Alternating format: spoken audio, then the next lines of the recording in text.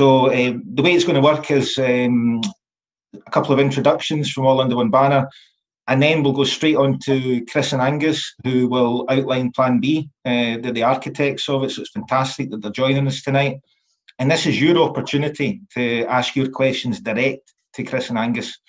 Now, whether you're, a warm welcome to you, whether or not you're joining us on Zoom or on any of the platforms that this has been live streamed on, you're most welcome, and we hope you enjoy the experience and get a lot out of that.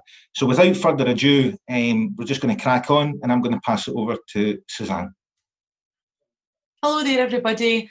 It was just to outline how we want things to run tonight. We're going to be taking questions from social media platforms, but anybody that is within the Zoom, can you please ensure that you're on mute whilst other people are speaking, because we don't want any background noise. Also, if you would like to directly ask your own question to Chris or Angus, can you please just next to your name in the chat box type a Q? And if you would like Neil to read out your question, can you type your question in full? That's fantastic. I'll pass you over now to Chris, who's going to outline Plan B.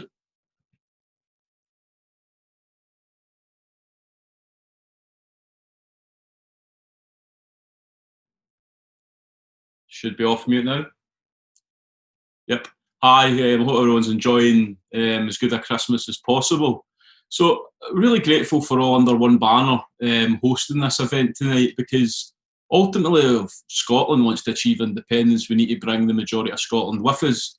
And if we want to have an effective campaign, we need to bring the majority of the independence movement with us. And of course, although I'm an SNP politician, I absolutely realise that independence is bigger than any one political party. And I suppose when Angus, MacNeil and I first started talking about Plan B, it was a couple of years ago, we were concerned that we were getting ourselves into a tactical position, that we were giving Boris Johnson a veto. Of course, at the time it was Theresa May, by saying, can we have a Section 30 request, please? And that made it very easy for the UK government to just reject the premises and say, no, now is not the time. And as we approached the UK election in 2019, which was a very foolish election to support, and obviously I'm very proud that Angus was one of the few people that rejected that, because at that point we had a UK Parliament, we had Boris Johnson, as Angus said, in a cage, and now we'll see next week the consequences of giving them that supermajority. But in the run-up to that election, we were concerned that simply winning another election to ask for another Section 30 request, the answer would be no. And of course, you remember back at the time, everyone said, well, the answer won't be no, because it'll be unsustainable for the SNP to win another huge mandate and for the UK government to say no, even though we have that mandate. And of course, you may remember that some delegates took umbrage to the SNP conference even debating independence, and I was booed from the stage. But what happened was the SNP won 48 out of the 59 seats, a clear manifesto commitment to give the people of Scotland a choice on their own future. And in January of this year, Boris Johnson ultimately said, no, you've had your referendum. Self-determination was for one day only on the 18th of September 2014, and none of you get to choose again for another 20 or 30 years, which we heard shortly after, that nonsense. So, I mean, if we just reflect back, well, why do we then need a Plan B? Because in 2016, the SNP won a historic amount of constituency votes, the largest ever amount of people voted for the SNP in 2016, with a clear manifesto commitment that if we were dragged out of Europe against our will, we had the right to hold a referendum. Now, arguably, we were dragged out of Europe on the 31st of January of this year, because that's when Scotland left the EU with the UK. But it's now beyond all doubt that we're out of the European Union. The deal is in place. It's a deal that absolutely is not as good as the deal we had in the EU. But the uncertainty is now gone. So there's a clear manifesto commitment there that we have a mandate to hold a referendum. In 2017, we won the general election. You know, Unionists will spin that we lost the general election by winning a majority, but in any other Western country, it was a landslide victory. We won the council elections in 2017. We won the EU elections in 2019. We won the UK Parliament election in 2019. And every single democratic opportunity, the people of Scotland voted for the right to choose. and the UK government said no. Now, in the lead up to the election in May, we're being asked to believe that now it'll be different. We will win, I hope, a majority, a pro-independence majority, and with 16 polls, and who knows how many by the next May, saying that the people of Scotland now want to be independent, at that point, even though Boris Johnson has previously said no and Theresa May has said no when the no side was ahead, now that the yes side is ahead and the SNP has won another majority, making it likely that the people of Scotland will vote for independence, at that point, the UK government will agree to a referendum when they know they may lose it. Now, that makes no sense to me, and I don't think it makes any sense to the wider independence movement. That's why we need a plan B. And I think tonight we're going to talk through what that plan B is. Now, I think quite clearly we missed a tactical opportunity back in the general election, because we could have used that election to progress our mandate, but instead we've just went for the one more heave strategy. So May now gives us a real opportunity. Do we want to go into May's election saying, vote SNP one more time for one more mandate, to be told no? Or do we want to go into that election, turning that very election into the democratic opportunity that people in Scotland can express clearly in a legal, safe and democratic manner that they want Scotland to be an independent country? And I would put it to you, that's a plan we should grab.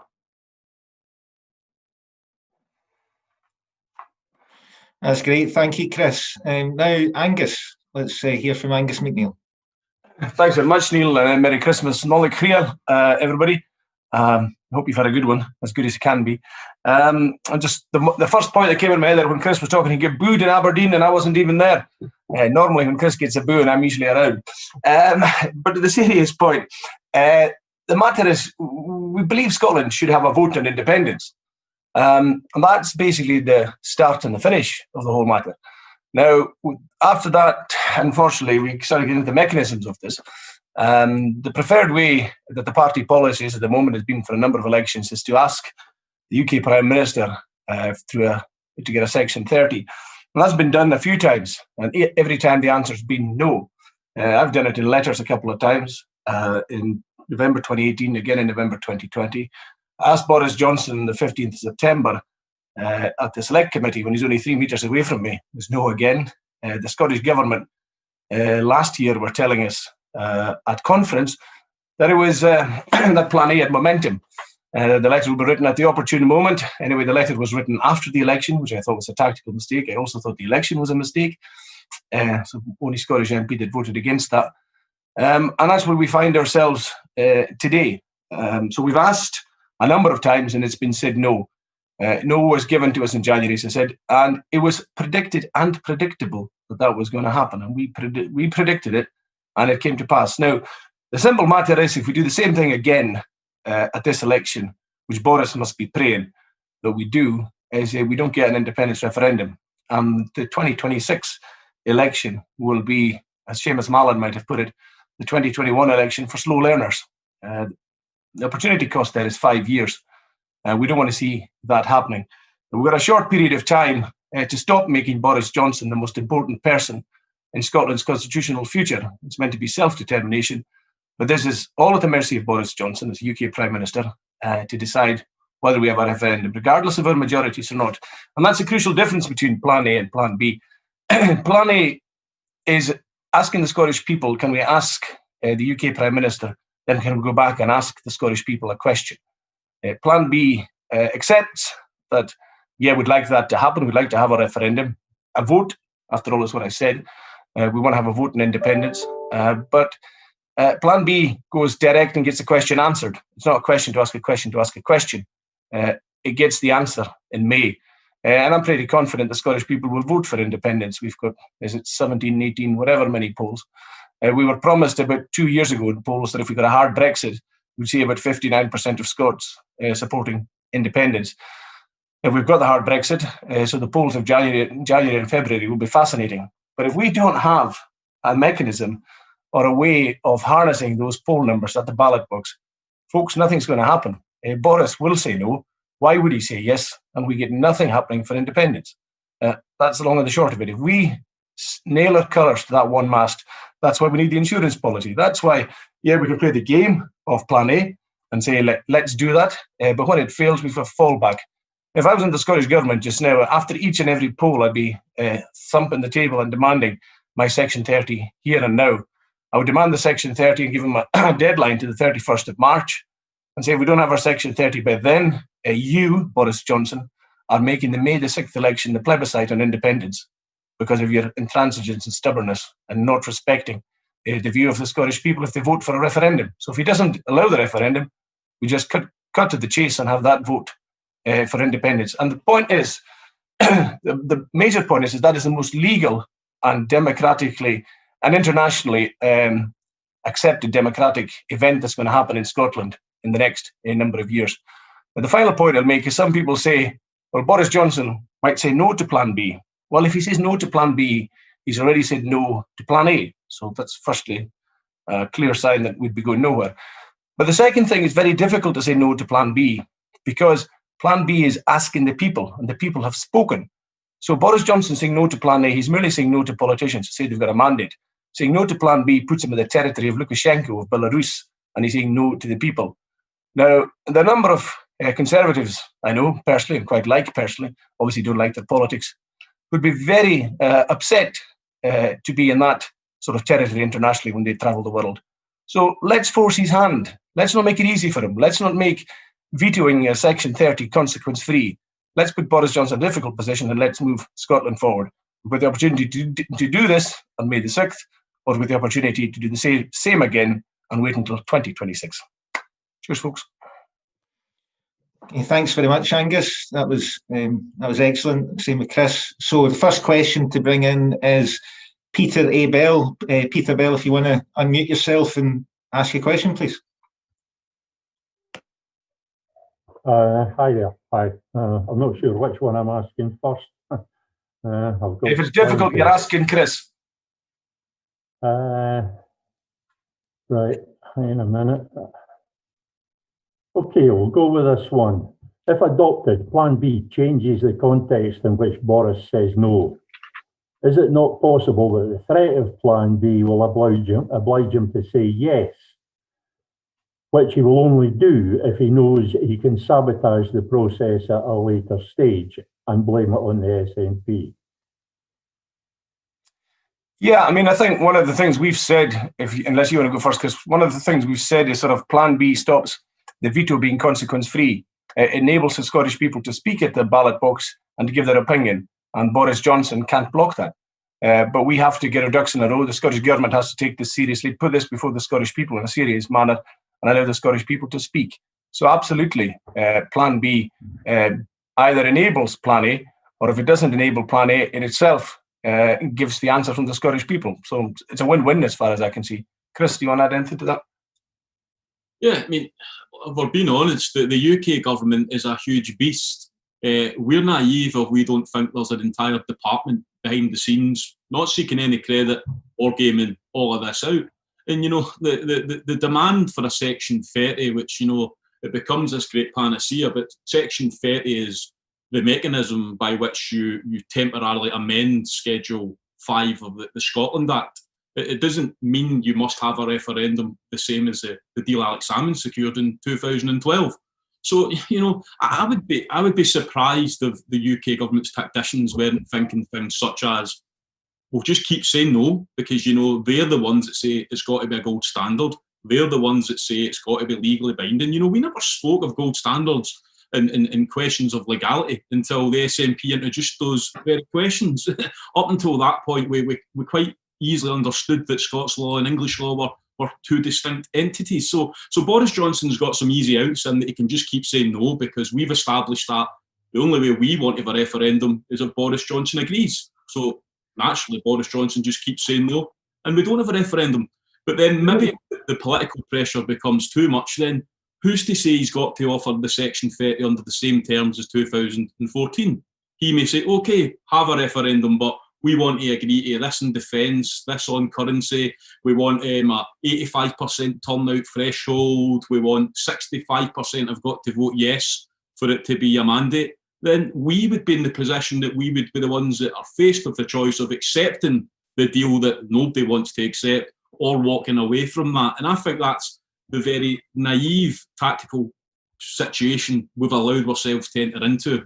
Whereas we've got an opportunity now that, I know some people such as yourself, Peter, think we should abandon all asks of a Section 30. But the reality is a lot of people in the country remember 2014 and they think that's an established process. Yeah. I think that it makes sense to say, let's have a referendum that both parties can agree to.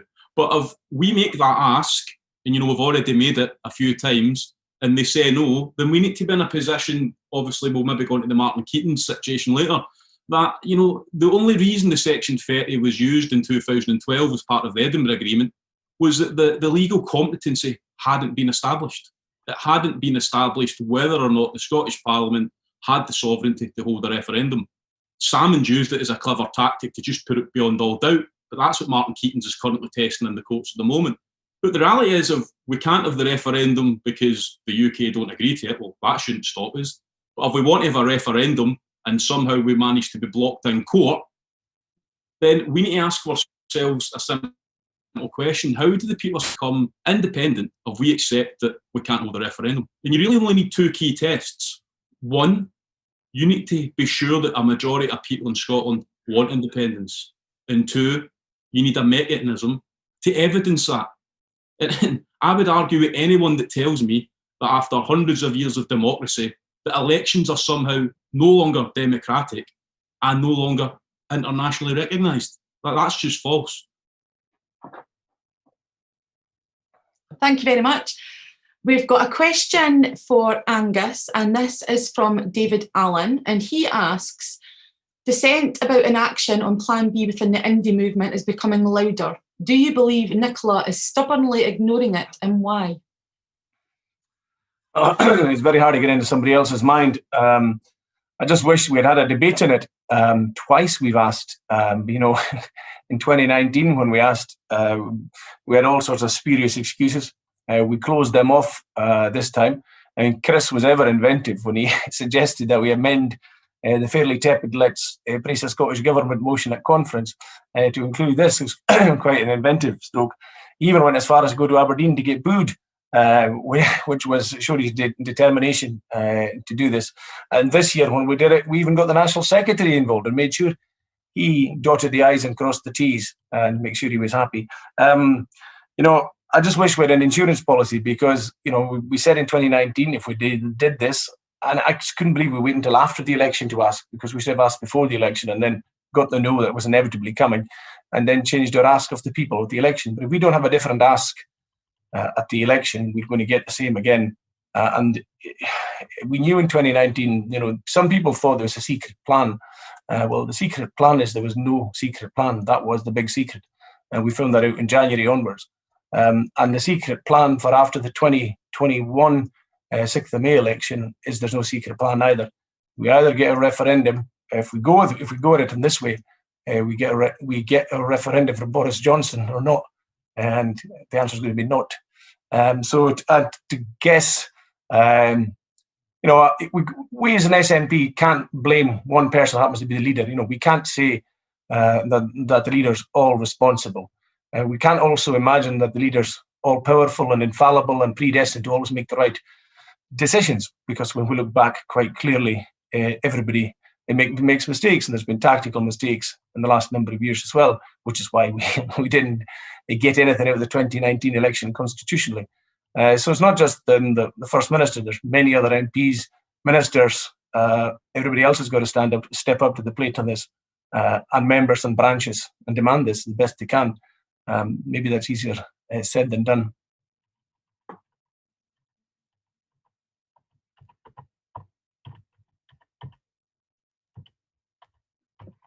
Okay, thanks, Angus. So I'm going to bring in, we've got a question from Robert McAllister on Zoom. Robert, if you want to unmute yourself, looks interesting about if smaller parties have got a plebiscite in their manifesto. Are you there, Robert? Hi, how you doing? The question was basically if someone has been mooted that some of the smaller parties will have a plebiscite in their manifesto. If that being the case, and you get a majority indie parties in Holyrood, and the SNP don't have it in their manifesto, where does that leave us? Chris, I'll let you go first on this. I've got a thought, but unless... Yeah, I mean, I think I wrote a column in the National maybe about 6 months about this, basically urging this was the lead up to the last SNP conference, urging that the SNP's NEC should be reaching out to other pro-Indy parties, because of people say this is the most important election in the history of Scotland, and as well as all the obvious devolved matters, this election is the independence election. We should be reaching out to the wider independence movement. And I mean, absolutely, the SNP, the Greens, other parties, they'll have differences in their manifestos, but we should come to a common position on independence, so that every single pro-independence vote means the same thing. And I think that's why it's unfortunate that they've waited until January of the election year to be having this debate. If we'd had it a year ago, that gave us more time. But, you know, all under one banner is a massive lobby group within the movement. The SNP having a National Assembly at the end of end of January to discuss these very things. And I think that what should be coming out of that is that we should be going to other pro-independence parties, because, you know, we might not agree with domestic issues, but we all agree on independence. And if we all agree on independence, surely we all agree that the most sensible position is that every single independence vote counts for independence, so that we can't have an obscene situation that Boris Johnson can try and claim that 15 or 20% of the vote doesn't count because it wasn't a vote for the SNP, because let's not be surprised if he'll do that. But I think a key point we need to remember is that in 2019, so that was a UK general election, and the UK government, they released the standard press release about a referendum every single time, saying it's a reserved matter and it's not for the Scottish Parliament. And they said that again today with the Keating's case. So how does that make sense then? So if it's a reserved matter, but the SNP won 48 out of 59 seats in the reserved election, why was that mandate not good enough to deliver the referendum? But in the devolved election, if we win a majority in that election, Boris will change his mind. I just think that's a point we don't often make often enough, because, you know, there's always the debate of whether Mrs. Thatcher said it or did she not. But you all remember growing up that a majority for the SNP in a general election was a mandate for independence, but that just isn't cool anymore. But I don't think we should forget it, you know, that we won 56 seats in 2015, we won 35 seats in 2017, we won 48 seats in 2019. These are historic seismic votes that no one in the SNP would have ever predicted would have happened, but they have happened. And if we're being truthful, what have we done with all those votes to pursue and advance the case of independence, with honourable company excluded, obviously? I mean, I think if I can just jump in there, a good question, Robert, and there's a couple of extra thoughts that may come my way. At the beginning I said, you know, we need a vote in independence, and there's two ways to get the vote. There's a vote at a referendum. We use the ballot boxes that are stored in offices and whatever at a referendum, or we use them at an election. Now, as matters are at the moment, Boris Johnson blocks the ballot boxes from being used at a referendum. Unfortunately, also, as matters are at the moment, pardon me, the SNP policy blocks the ballot boxes being used at an election, which is the most legal and most internationally recognised thing that happens in any country ever. So that is a huge disappointment if that happens. But to your specific point, should we talk to others? Yeah, we should certainly lead by example, I would say, and do it ourselves. It also probably opens a flank that perhaps we as SNP, or I as SNP, don't particularly want us to give opportunity to other political parties. Usually in politics, you try and close those loops off. So that isn't probably the best thing that we are doing. Also, you know, we really should think about that and make sure that we're putting the election, we are about independence. We aren't going to make things better in Scotland until we sort the upstream issue. Loads of things that, you know, even the unionist parties were calling us to mitigate this and mitigate that, even from their own colleagues' damage down the road. Now, we shouldn't be having this damage inflicted on us. But we do and we can because of the constitutional architecture over Scotland, and that's what we're trying to change, so that we can get rid of terrible child poverty figures and food banks and all sorts of other nonsense that we've got in Scotland that we shouldn't have.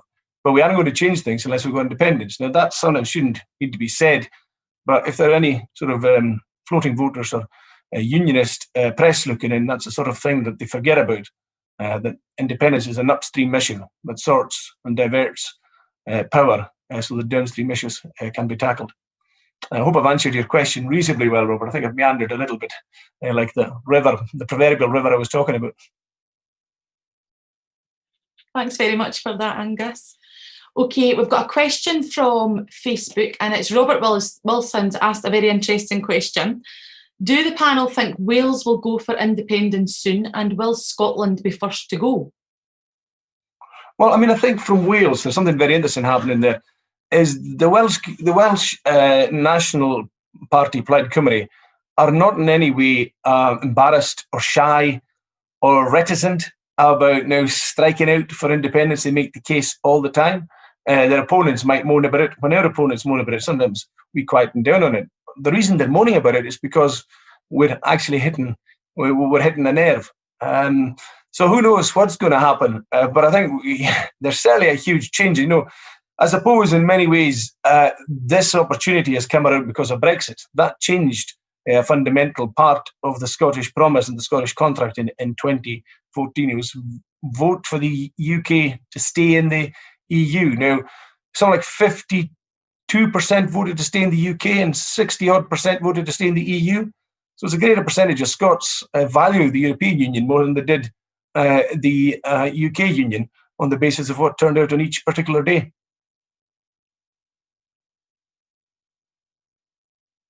I suppose just an interesting point on that as well. It's obviously Plaid have never had control in Wales, and one could have argued that maybe you needed that period of control, the same as the SNP had, to evidence to people. But what the coronavirus has done for Wales is people see maybe for one of the first times is that actually when Wales makes its own decisions and doesn't have to wait in Boris actually makes more sense, just the same way as many people are seeing that in Scotland. So I think that whether Wales becomes independent before Scotland, I don't think that will be the case, but I think it's clear that when Scotland does become independent, it would be inevitable that we would see Wales pursue and advance their claim to independence. And probably you would likely then within that word a generation see reunification in Ireland. And I think that's why Angus talks about the Tories, and I suppose you get the two different types of Tories. You get the kind of little Englanders that don't really care about the union, and you get the ones that care about the union. And the British unionist element of the Tory party is petrified of Scottish independence because for them it will be the end of a 300-year project of empire, and be under no doubts with Scottish independence it will be the last nail in the coffin of the British Empire. And you've seen some person on Twitter last night was talking about how we will fight to the death to stop Scottish independence. And these are the things that when people from all under one banner on the SNP and the indie movement say they make the front page of newspapers, but there is a British nationalist unionist element out there, and they absolutely will do anything they can to block Scottish independence, whether that's cheating or blocking elections, as we see through Boris Johnson. But I just think that the case in 2014 nearly got us over the line because of that positive vision. And I know there are arguments on currency and on policy matters, but we then open up a can of worms into, of independence is what Chris McEleny or Angus MacNeil thinks independence should look like. Well, that might not be independence to Neil Matheson, James Cllr or Alex Wallace. And if we then lose votes because people say, well, that wasn't the currency I wanted, that wasn't the pension rate I wanted. That's why I think it's really important. And I think All Under One Banner do a really good job of getting the question back to sovereignty and the right and the ability to make decisions. And if you just look at the coronavirus, absolutely mistakes have been made, and I think no government in the world has done this perfect. But what people see is that when you've got the right and the ability to make your own choices, the people that come first and foremost are the people you're represented, you're elected to represent. And I think that's why currently we're seeing all of these polls, because I know coronavirus is a horrible issue, and I know so many people have been affected by it. But many people for the first time are maybe starting to realise, so what, imagine it was Boris Johnson making these decisions. It kind of makes sense that we make them. And if it makes sense that we make them on this, and why are we spending £200 billion on Trident? Why are we spending 50-odd billion in HS2? Maybe if we made all of these decisions, we would get better outcomes. And I think that's going to be the legacy going into next year. And it gives us a land of opportunity, that there is a real prize at this May election. And if we go into this election saying just vote SNP so we can ask Boris Johnson if we can have a referendum, I think that's a real mistake. Whereas what we should be getting into this election is saying, vote for independence, vote for Scotland. And I think that'll be a clear mandate that we can then say, we've got it. If I could just come back in on the Welsh point there, I agree a lot with what Chris said. I think things aren't going to really improve much for Wales until it is independent. And if we think back the 99 years since Ireland became independent, Ireland was the worst bet of the UK, of the then UK nations. Of course, the current UK only dates to 1922. My favourite trivia question. But anyway, they have leapfrogged because of their independence and the choices they can make. Now, if Ireland was still in the UK, it would be today worse than Wales. As it is, Ireland's number 2 in the UN's Human Development Index that was published 3 or 4 weeks ago, only second to Norway. So a country to Scotland's west is number 2 in the world, and a country to Scotland's east is number 1 in the world. I think we're in quite a good locality to make things a lot better in Scotland for an awful lot of people. But we just need the power, so we need the decision-making. We don't want the decision-making made by Rishi Sunak and by Boris Johnson. We're better off made in Scotland by whoever Scotland chooses to elect at each and every election subsequently. That was excellent, Angus, thank you. So next question, linking on with what Chris was talking about a moment ago about the lengths that the British state will go to, is a Catalan-type situation. What happens? What will happen in the event of Plan B? And what do you think will come of that? So to bring in Laurie Cervantes, please unmute yourself. Thank you.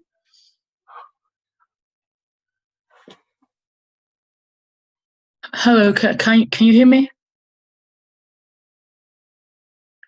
Okay. Well, my question is about the Catalan-like situation, because I come from Spain, from the north of Spain, and well, I support the Scottish independence, and I would like to know, what do you think that the UK government is willing to do if there's a Catalan-like situation of stalemate? I don't know if you know what's been happening last year since the declaration of independence by Puigdemont in Catalonia, and what the SNP would do in that situation. Okay, yeah, a very good question. I think that in the first instance, I'm always, in the past, I used to try and people stop talking about Quebec because we read erroneous lessons and translate erroneous lessons from different situations. The one thing I will say that is pretty obvious to me in this, I look at 3 capitals in Europe, Madrid, London and Copenhagen. And Madrid has got a terrible attitude and behaviour towards democracy in Catalonia. You don't jail people, and there's also an awful silence at the top of European countries. Guy Verhofstadt, very notable in the European Union, has got something to say about everything, never says a word about the Catalan situation. But London isn't like the Spanish government. It doesn't behave like that, and it won't be jailing people. And we won't be in that situation where we have to go to that. I think we've got a clearer route that the Catalans didn't have. But London is neither is it Copenhagen, which is a situation with the Faroe Islands. Choose what powers you want to take whenever you want them and just go with it. So there are 3 differences of an approach that I see quite notably in Europe. There's the Copenhagen approach, and it's probably the same towards Greenland as well. It certainly is towards the Faroe Islands. And the Faroe Islands, 50,000 people, far more powerful than the Scottish Parliament, have done remarkable things with the best 4G in the world. They've just built an 11-kilometre tunnel sub-sea for 50,000 islanders. That's twice the size of the Hebrides, for goodness sakes. So it goes to show what can be done. The UK government are somewhere between Copenhagen and Madrid, but they just are not like that. Can't see that situation arising at all around. Chris, do you have anything to add? Yeah, well, I think the first point is, as you rightly say, about the European Union. I like Europe, but it doesn't mean I'm totally in love with the political institutions of the European Union. And when Scotland does rejoin the EU, I would like to see much reform, because I think that one of the major failings of the European Union is that it's been absolutely silent, that there are political prisoners in continental Europe as we speak. And we've heard little of next to nothing from any of the EU's leadership. And I think that's really, really is a sad state of affairs. But I suppose when you get back to this lawful, there won't be a referendum in Scotland that's not lawful. So there will be a national returning officer. There will be 32 local returning officers, which will most likely be chief executives of councils. And I suppose the difference in Catalonia was, of course, there was political control at municipal level, whereas across Scotland, SNP, we don't have a majority in any council. And there's a pro-independence majority in just a few councils. So, the only way a referendum's going to happen is if a referendum bill goes through the Scottish Parliament and the Lord Advocate of Scotland deems it lawful. So that's a lawful referendum. Then if the UK government wants to challenge that and take you to the Court of Session and the Supreme Court and deem it not lawful, then it wouldn't happen. You would need to challenge that. Or if they don't challenge you, then it's a lawful referendum. So I think that's a distinct difference that unionists quite often like to say, well, it'll be Catalonia, we will have a referendum unless it's through the Scottish Parliament and lawful. It's a pretty key point, but I just think it does link back into that European question, and I hope there's some questions about that, because in 2016 I absolutely voted for Scotland to remain in the EU, but in that scale of 1 totally against the EU and 10 totally in favour, I was like 6 or 7. What I want Scotland to be able to live and exist and cooperate peacefully with the countries around us. I want us to be able to trade between Scotland and France and Spain and Norway, that of course aren't in the EU. And I think for the majority of Scots, that's really just what you're looking for. You're looking for something that reflects how you want to live. And I suppose the political levels of bureaucracy were the reasons that people did vote for Brexit. And there are a not inconsequential amount of Scots who support independence that did back Brexit. So when we're honing in on a new campaign, you need to be careful, again, as we were saying earlier, that would people that voted Brexit not vote for independence the next time round because they did want to be out of the European Union, and vice versa? And I think that's a really easy way to just sum that up. It's not about whether Scotland has left or whether we remained. It's about what we voted for being respected. So Scotland voted to remain in the EU, so we should remain in the EU. If Scotland had voted to leave, that would have been a different situation. But one of the benefits I think we do get from Westminster is that people like Angus get to chair pretty hefty select committees. So we International Trade Committee, I think it's called. So we've got people that understand trade, and we've had the benefit of 4 years of seeing the real mess the UK government has made of things. We should be able to have a playbook of here's all the mistakes that you don't walk into negotiation with, which hopefully will stand us in good stead, because we will, whether we like it or not, have to negotiate some sort of settlement, whether it's called the Scottish Anglo Treaty or whatever. We'll need to negotiate a treaty after independence. And that's something I think groups like this, national assemblies, should exist to talk about, because it shouldn't just be a case of you vote for independence and then, in 2 years' time, that's what it looks like. The people that vote for it, the people that don't vote for it, should be invested in starting to put the building blocks in place. And if we can just say a final point on that Chris sort of mentioned, there's sometimes chat about illegal referendums.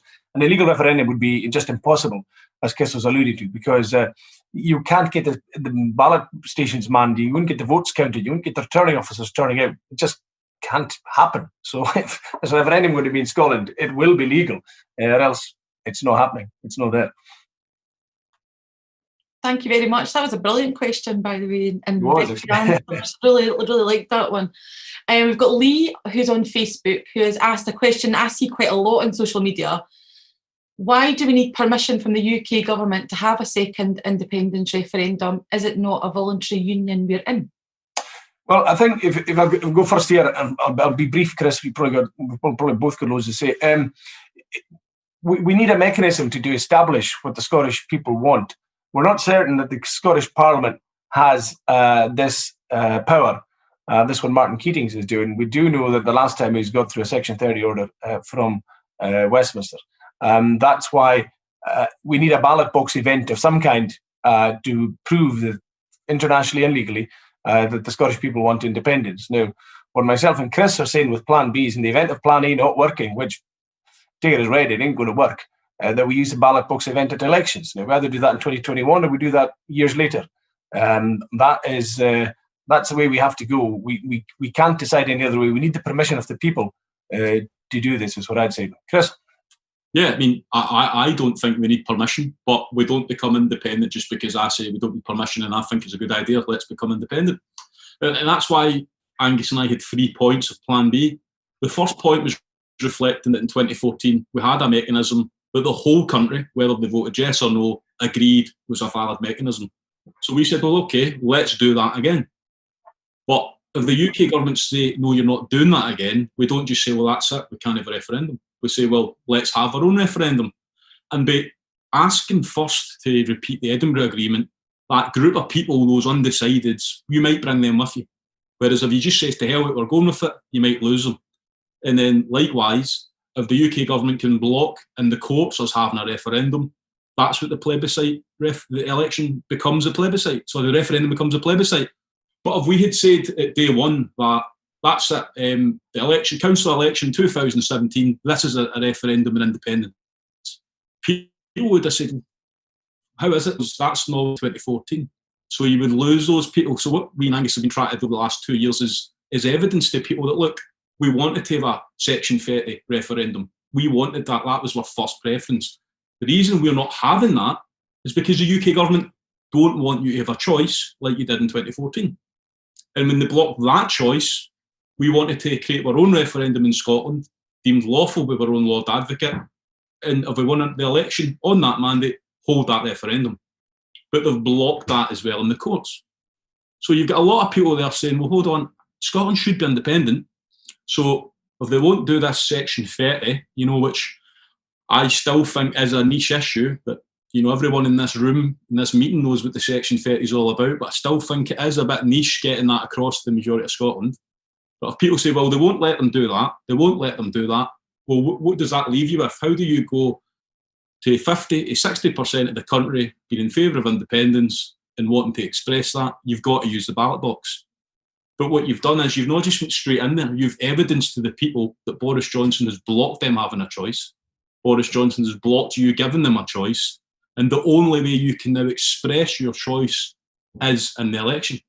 And I think that brings a whole big group of people behind the legitimacy of that. And that's all you need for Scottish independence, as I say that as if it's easy. All we need is the majority of the people and a legitimate mechanism to show that the majority of the people voted for it.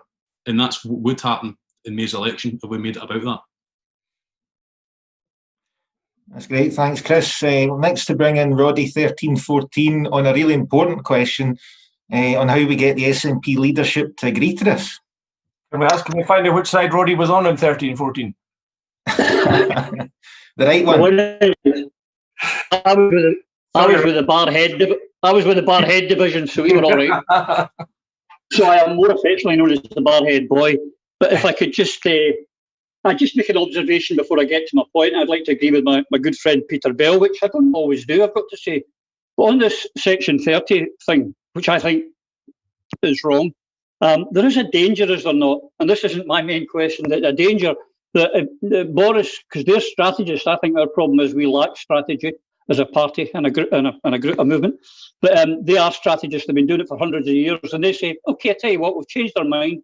You can have your Section 30. However, you need to have a 2/3 majority. If you lose this, you have to wait 50 years for another one, and it has to be held on a Tuesday. They can put any conditions, and then we go, well, that's not acceptable. Say, well, you had your chance, bang goes your chance of a referendum. So I am been promoting, and I do believe in this plebiscite. I think it's at the moment our only escape route and our only legal, inverted commas, possible way. However, our problem is not Boris Johnson or legality. Our problem's internal. And how do we get the leadership and Nicola Sturgeon to actually realise that? Now, there's a difference between being dogged and determined and being downright bloody stubborn.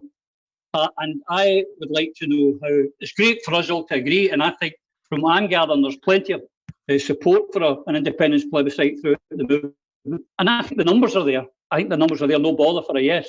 But our problem is the leadership of the SNP. Now, if they won't let you debate it, even debate it at conference, how the hell are they going to say, well, we've changed our mind now and we're going to have a plebiscite in May because it's the way forward? So this talk's great, but how do we make it happen? That was the $6 million question that Chris McEleny is going to answer. They won't change their mind. There's the I'm an electrician, I'm not a politician answer. They won't change their mind, right? But we've got the opportunity to move their position. And I think that the plebiscite should happen. But we're not going to go for that, right? That's me being honest with you. There's no point in me saying, yep, we'll get Nicola to change her mind and she's just going to agree to it. But what I think can happen is we can push the position away for the Section 30 being a panacea. I think we can push the leadership into a position that, you know, a referendum's a referendum's a referendum. The public of Scotland just know what a referendum is. The mechanisms of whether it's a Section 30 or the Lord Advocate in the Scottish Parliament, a referendum's a referendum. And when we win in May's election, we're having a referendum come what may. We're not going to Downing Street with our tail between our legs to ask permission from the Prime Minister of England and the rest of the United Kingdom to let us have a choice in our own future. We're having a referendum. We're putting a referendum bill through our Parliament. Our Lord Advocate is deeming it lawful, and we're having a referendum. Now, Boris then wants to take us to the Court of Session. We'll beat him. Pretty confident Joanna Cherry would beat him. If he wants to take us to the UK Supreme Court, then it's a bit of a win-win situation for us at that point. Because if we beat him in his own turf, then we're having that referendum. But if Boris Johnson somehow manages for a referendum bill to go through Scotland's Parliament on the back of the people of Scotland voting for that in an election, and it goes to Scotland's highest court, and Scotland's highest court, just like it did with the prorogation case, deems that we should have a lawful referendum. And if a London court then blocks the people of Scotland having a choice in their own future, that 50, 60, 60% goes over 60 towards 70%. Right? That's what I think will happen. And this, Suzanne mentioned earlier on about secret plans. Secret plans is the biggest political bluff and bluster you will ever hear. You cannot win independence for a nation by going to the ballot box and voting for something for 6 weeks later for them to pull a rabbit out of the hat and say, ha-ha, here's what you were really voting for. It's a nonsense. You must be honest with the people. You must set out methodically what it'll look like. And this is what it'll look like. We will have a referendum. But if the bloc is having a referendum, then we're not just going to say Scotland can't be independent and people in Scotland can't have a choice. There is another mechanism, thanks to a supermajority. The Scottish Parliament could have a new election. The government could resign and we could call an election. And by that point, you've evidence that they wouldn't want to give you a Section 30. You've evidence that you try to have a referendum and they blocked it in the courts. How do people in Scotland then make choices on whether it should be more bedroom tax, £200 billion in Trident, a generation of austerity to pay for the COVID bill? How do you evidence to people in Scotland that the only way we can take our destiny into our own hands is for independence? You've done it at that point. And that leads us on to an important point, and one I think the SNP need to think seriously about. To do that, you might need a 2/3 majority in the Scottish Parliament. So should we elect a pro-independence majority to the Scottish Parliament with Murdo Fraser, Annie Wells, Richard Leonard, name your unionist, or should we elect a super majority to the Scottish Parliament, which will put it beyond doubt that the Scottish Parliament is a pro-independence parliament? And that's going back to that question earlier. The SNP NEC need to have serious grown-up talks with the other parties.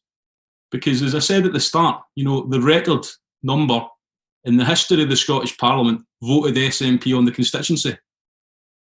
How many list MSPs did the SNP deliver for independence? How many? I'm an SNP politician and I believe in SNP policies. But above all else, I believe in independence. And I think that the more pro-independence parliamentarians we can get elected, the stronger position we're in. Can I come in on Roddy's point? I mean, I think, you know, it's harder to move away from the central point that Roddy made was, and it was an internal problem. It's that we're not getting motion from the SNP, hierarchy, governance, well, whoever's deciding at the top. There's silence from near the top. It's been blocked twice to discuss this. I mean, we shouldn't be having this debate. I know one politician said that we shouldn't be having these debates publicly. Well, they're not happening privately either. And we have no strategy for a Boris veto, as we saw in January. We've discovered as well, had no strategy for Scotland being taken out against their will in Brexit. That's something else that we've got to face up to, you know. So sometimes I think there's a tendency to sit back and imagine that leaders can be omnipotent and know everything and be absolutely fantastic at press conferences, flying planes, growing gardens, whatever you name, strategies. But sometimes, you know, skill sets are different. So if we don't have a change, Roddy, and you know, there's opportunity to do that. There's a pivot at Brexit. There's been pivoted polls. There should be demanding going on constantly from Michael Russell for a Section 30. It's not happening. So, you know, I'm at this point on the 28th of December with 5 months and probably a week or so to go to the Scottish election. You're right. I mean, you do confront us with a very real problem that unless something major happens in the thinking of the SNP, which will be the largest pro-independence group in the Scottish Parliament, then by blocking the election for independence and Boris blocking the ballot boxes to use a referendum, there's no really to go except carry on this conversation in June. You know, that's basically when Boris says no again for the next number of years. And that is probably why we're having this event, in that we're trying to do something, and I hope the penny drops with some of our colleagues, that Boris will say no. There's no way Boris, I mean, my friend and colleague Peter Wishart said he could be ground down. Why is he not being ground down now then? He would be ground down. We are. Let's get a grip of what Scotland is. We're 8.1% of the UK population. We're about 50 to 60% of that 8.1 wants independence. So that leaves Boris Johnson with about 95 to 96% of people, at best indifferent, at worst against Scottish independence. He doesn't give a monkeys about Scottish independence or the majority of the Scottish people. I mean, the majority of the people of Cornwall want something, doesn't really, or Norwich or whatever, doesn't really bother us. Just to give you a context of the thinking there. So, Roddy, you take me to a profoundly depressing place. We'll bring it back to 13-14. The news was cheerier then. Thanks very much, Roddy. It's nice to see you, by the way. Okay, we're going back to Facebook, and we've got David Dand, who asks a slightly controversial question. How do we guarantee that voting won't be tampered with again this time? Well, again, sorry to be controversial in a party paper. I don't believe it was tampered with. I'm a local councillor. You know, the polling places which I go around all day, which I've forgotten how many times I've been around them in the last decade, the amount of elections we've had. It's the same people that are working in our schools, you know, are working on our roads, are working in our health and social care, or our home helps, that are sitting there watching the ballots. I'm one of the sad people that still follows the ballots in the cars back to the counting place. And then it's our teachers, our classroom assistants, you know, our active schools coordinators. It's people in our community that then count the votes. So we lost the last time. I think because of things like the vow and false promises, which scaremongered people, grannies getting told they wouldn't get their pensions and people being lied to. It wasn't for any other reason. And I think we'll win it the next time by understanding why we lost it, fixing those issues, and continue to build a bigger positive case for yes. Yeah, I think I would back up what Chris is saying there. I mean, when I saw the votes being counted in Stornoway, I knew there were some pro-independence people counting those votes. Obviously, I'm sure some not pro-independence people counting them. But, you know, when the individual ballot boxes from particular areas came in, here in Barra, we were 86% pro-independence. I think Isle of Eggs tells me they were 100%. But, you know, the areas were different. It's the same people that were in charge of that. So there's, from our point of view, sadly, it was what it was, but at least we had 48%, which is above the national average at the time. So it was a bit better than it was some other places. So the cities did well. I'm back in another depressing place. Move on, please. Okay, we'll move on, Angus. Right. Because I seen a question and it wasn't addressed, was postal vote. So I mean, obviously quite in vogue with the American election. But again, if you're an election agent, you'll be familiar with the process. And Ruth Davidson has a lot to answer for, because she really caused a lot of people not believing in the legitimacy of the process. What happens is the postals come in, right? So you trust your postie, yes or no? It's a sad day when we don't trust our posties. But so they come into your council, your counting areas, and then those votes get opened, right? Because they're in 2 envelopes, and they get opened and they get put into a ballot box. And I know that I would do this, of course, because I'm led to believe it's an offence. If you're sleeking quick enough, you can get a look at some of the votes. So that's what she's done. So she's seen probably that, and it was the case, so in 2014 Inverclyde, our stacks for yes were going up.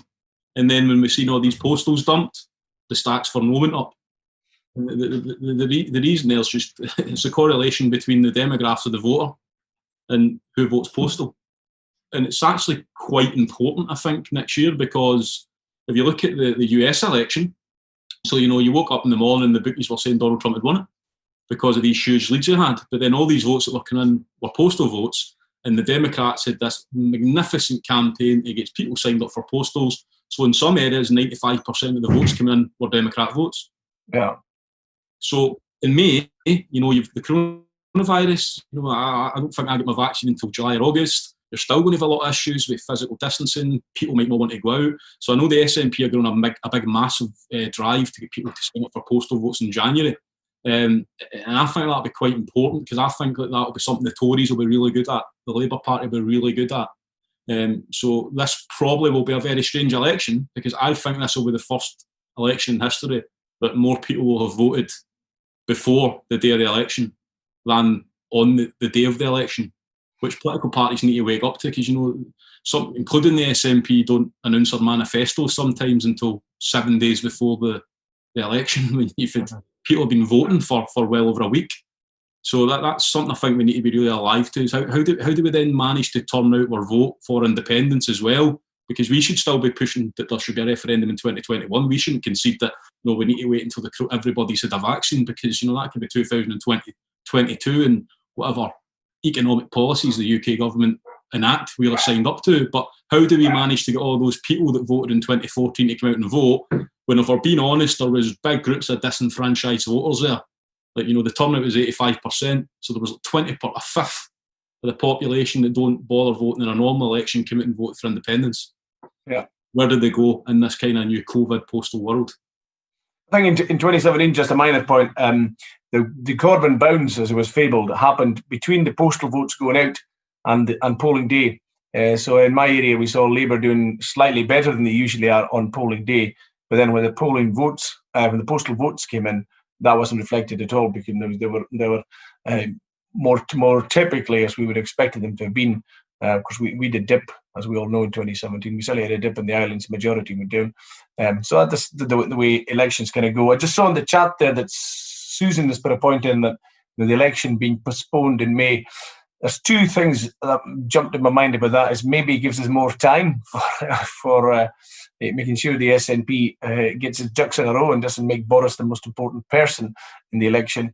But the second point is, will other countries be doing the same? And if we do postpone the election, what's that saying about in a number of other areas and ways about infection in Scotland and how we can deal with it or whatever? So I haven't got an answer, but I've just got points. But it's a good point Susan put in. Thanks, Susan.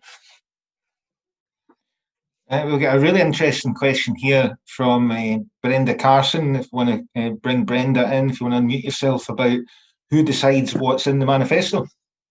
Hello, hi. I've been in the SNP most of the past 50 years, and this is the most depressed I've ever been, because it seems to me that we've squandered all these mandates that we've given the SNP. So what I want to know is who actually decides if we want to have a one-line manifesto. In other words, I can say to my neighbour, if you're voting SNP, you're voting to get an independence referendum. No ifs, no buts, nothing about gender, nothing about schools, nothing about housing, nothing about anything else. One line in the manifesto. Who actually decides this? Is it Nicola? Is it the NEC? Is it the Assembly? I mean, is there any mechanism to make it a vote from all the SNP members, or is it some other committee? I don't know. Could you help me, please? I guess Angus is going to say over to you, Chris. Chris is the great constitutional guy. He's going to sit up with the deputy leader, I'm sure now, but a lot more besides. Well, thanks very much, first of all, Brenda, for 50 years of effort towards the cause. I think that should be recognised. So, yeah, again, I know everybody's known SNP member. Constitutionally, Keith Brown, the deputy leader, has a responsibility for pulling together the manifesto. We're a lay-led organisation, so everyone should get to feed in policies, and that should then go all the way up to the top and create this manifesto. In practice, there will be staff members putting together bits of the manifesto. You know, you got a manifesto announcement at the conference on free school meals being extended to primary 5, 6 and 7s. Good policy, I would say.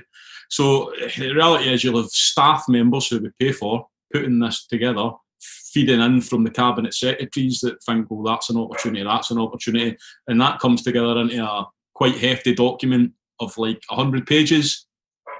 Nobody reads a 100-page manifesto before they go to vote, myself included.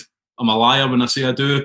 So you're right, it comes down to the key pledges. So that'll be, like, a key pledge will be the free school meals pledge, 4 or 5 others, but you're right, they should all very important, you know, education, transport, criminal justice, important matters, but this is an independence election, so top of the bill on the front page has to be independence for Scotland. So that's what people have to know they're voting for when they go to the election. But I mean, you make a really good point. I think it's why groups all under one banner get so much support, because there's such a latent potential amongst the independence activist community. And then when you try to hone that into a political party who have quite complicated structures, you know, antiquated ways of actually getting input into these structures, you know, people just want to maybe turn up, march, talk, come up with ideas, and you don't get to do that quite often. And I think that's why these are really good opportunities. And you just are supposed to conclude that the SNP's having the National Assembly at the end of January. We've only really started having National Assemblies when people have started demanding the opportunity to talk and discuss. I don't think it should be limited to the SNP. I think all under one banner should continue to do that, whether it's on education, whether it's on transport, whether it's on Angus's Rest and Be Thankful. You know, that it's just basically seems to be into the long grass for another 10 years. I think that there is a demand in Scotland that people want to talk about political opportunity that you don't get in political parties, and then you can actually use those conversations to dictate how the political parties should then be pursuing their manifestos. I think what Chris is basically saying there is email the deputy leader of the SNP, Keith Brown, if you do want to see this happening, because that's one way of feeding in your wish on this, so that people know it's not just myself and Chris periodically writing stuff in the National about this, but that people do want this. It'd be great if it happened, because we've got the numbers. We just need the ballot box event to move Scotland forward. It's crazy that we're having to discuss this in our own side, to get on side to enable this. I mean, we're blocking independence at the ballot box at the elections. We're blocking, then handing it, making Boris most powerful. He blocks it, but actually it's us again, because we shouldn't have given Boris this position. It's head doing. Sorry. So just to be clear, we've all to email Keith Brown saying that we demand that number one, and in fact, in my case, I'm going to say the only thing I want to see in the manifesto is that they make this a manifesto for a plebiscite. Is that correct? You've heard it from Brenda Carson tonight, folks, so that is the top idea. Okay, thanks. I'll be doing that right away when this is finished. Thank you. Thanks very much, Brenda. That was fantastic. Loved that. Right, we've had a few questions all kind of on the same theme, so I'm just going to kind of group them all together. A lot of people asking about what you both think about the Martin Keating's case. About the what? I didn't catch the last bit. Martin Keating's case. Okay. Well, I think it's a good idea. I mean, I think something's got to happen somewhere to make things happen and move. And, you know, it should be the Scottish Government should have done this, pursued this the way they should be pursuing the Section 30. They should have avenues open who would have thought that after the Brexit referendum, which was a game changer, I mean, we've got to say that had Scotland voted for Brexit, or had Brexit not gone through, then the independence wouldn't have got the big jump it got. I think there was big talk in June 2016, which is 4.5 years ago, of things happening. Nothing has happened. We're now on the cusp of Brexit. There has been no plan for Scotland. We are being taken out against their will. We are being disrespected. So something should have been happening in the last 4.5 years, and thankfully Martin Keating is doing something. Whether or not he gets there is another question. There are other questions about the legality and the approach. Is he better to be pursued? I think Chris has got a different point of view to me in this, which is fine too, if I'm right. But, you know, I'm going to see things happening, because doing nothing is not the best approach at all. Chris? Yeah, I think 3 things will happen. The first thing, I think, will be that the court won't want to make a determination in an election cycle. So I think that because there could be obvious political ramifications. So I don't think there will be a finding before, even though I know there is listings for it in January. I don't think there will be a finding and a determination before the election. The second point, I think, is that I think they will, I was reading a constitutional lecture of Chris McEleny, who just happens to be from Greenock, on this today. I don't think that the court will look too favourably on making a determination on something that's in the abstract. It's not an actual thing, you know, whereas, for example, if the Scottish Government had said we're having a referendum, the Lord Advocate said it's lawful, and someone challenged the legality of that thing they'd be determining on. And the third thing is, I think that they will, in their determination, more or less point out this is a political matter, which basically is code for the UK and the Scottish Government need to sort this out politically. And to go back to Angus's point, you know, I think it's a real shame that when, you know, we just heard from Brenda there, who 37 years campaigned to get a SNP, a Scottish Parliament and then an SNP government. I think it's a real shame that a private citizen's got to raise £200,000 to take this to the Court of Session when we are the party of a pro-independence party as the party of government. That shouldn't have happened. What I think would have been a better situation would have been for the Scottish Government just to legislate for a referendum. As I keep saying, if the Lord Advocate of Scotland's Parliament says it's lawful, it is lawful. It's then up to an interested party to take that to court and prove it's not lawful, i.e. Boris Johnson's UK government. And then in that way, they would have been coming chasing you instead of you going to chase them for something that's still very, I mean, it's not within Martin Keating's gift to do anything with the verdict because he's not part of the Scottish Government. That's the real disappointment. The Scottish Government should have been proactive. They should have took him into their confidence. You know, these, Suzanne mentioned these secret plans. Was this one of the secret plans? You know, we were going to hold a referendum and go to the Court of Session.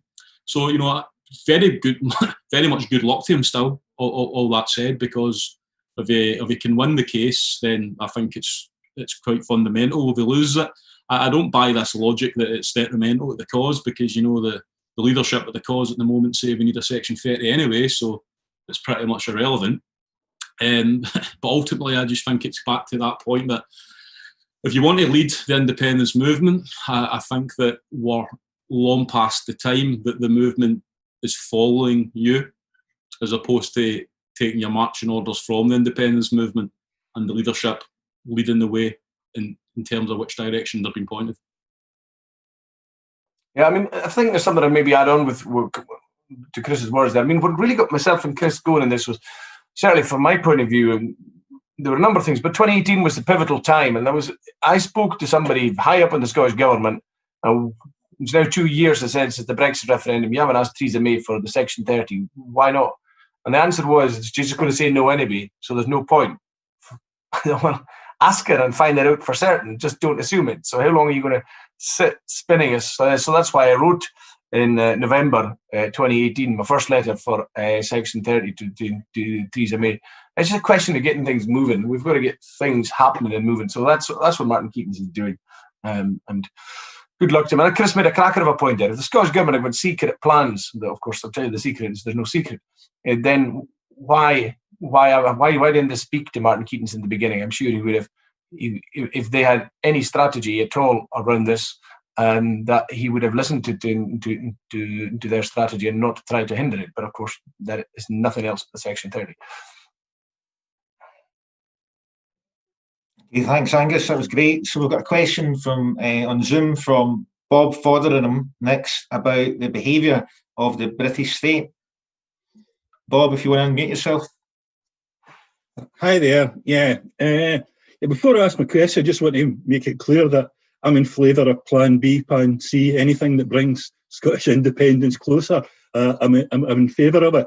But my question really revolves around the British state. And I think there's an element of naivety here about whatever route we take, constitutional route we take, to asking the British state or challenging the British state around the question of independence. I don't think the courts are neutral institutions.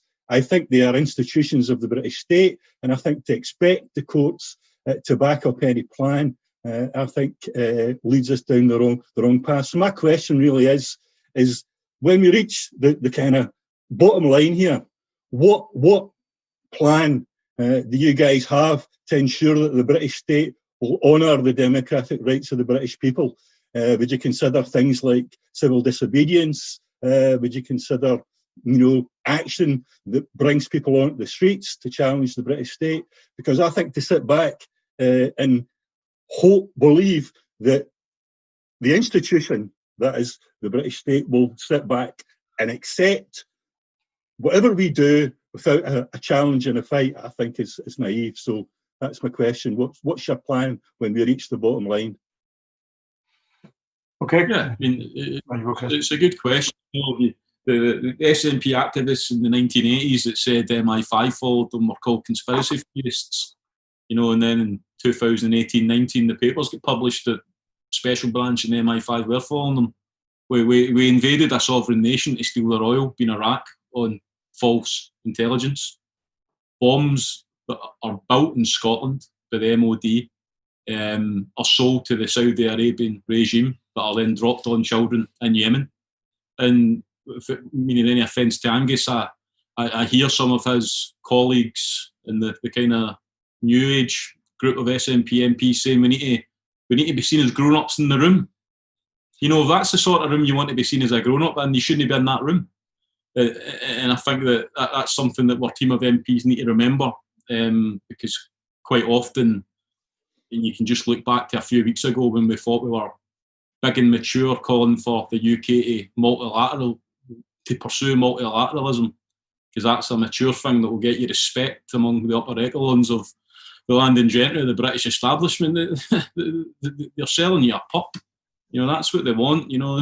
First thing MPs get when they get elected, I know it was a long time ago for Angus, but they send you your British Army card and invite you on a recce. Do you want some fatigues to go on a parachute jump?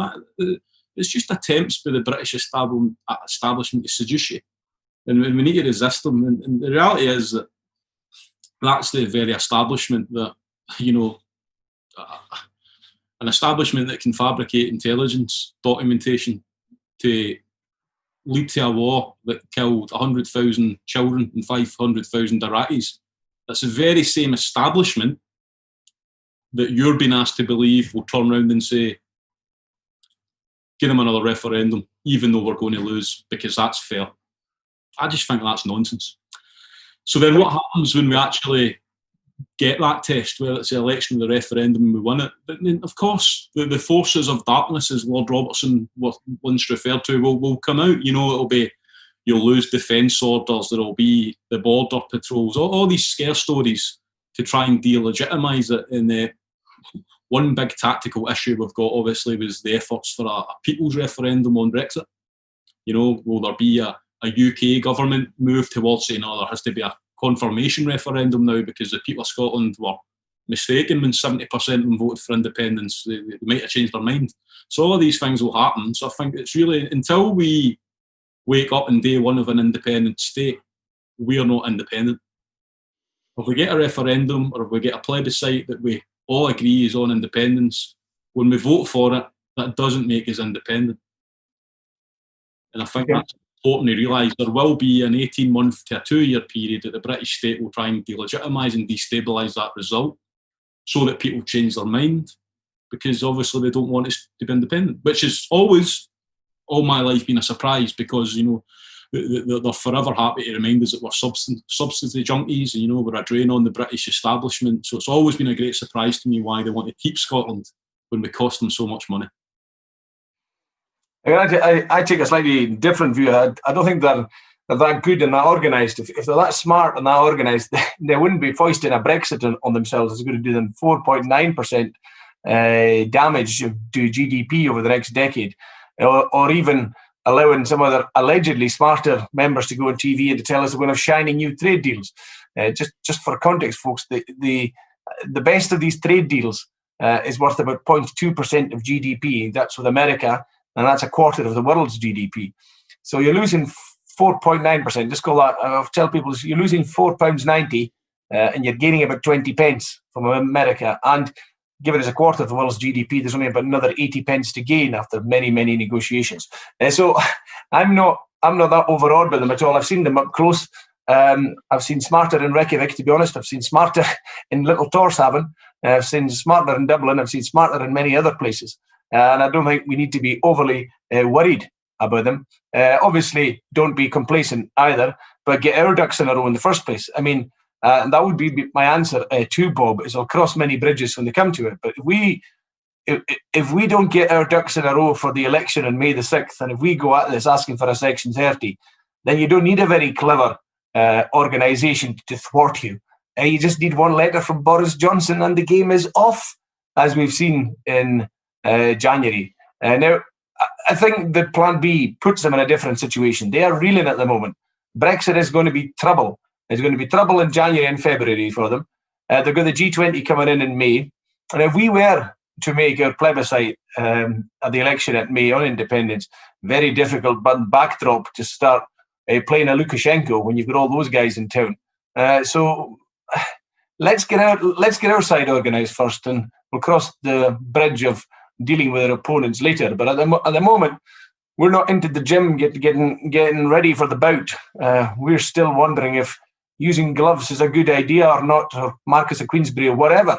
We're just not at the races, to mix as many metaphors as I possibly can in 2 sentences. Thanks very much. Thanks, Bob. I'm going to kind of combine, because we're kind of starting to run out of time now, so I'm going to combine 2 questions because they're quite similar. The first part is, do you think that the SNP MPs in Westminster, is it doing them any good remaining there? And the second part is, what do you think that the Westminster government is going to do at the Scottish Parliament come the 1st of January when all these powers go back from the EU?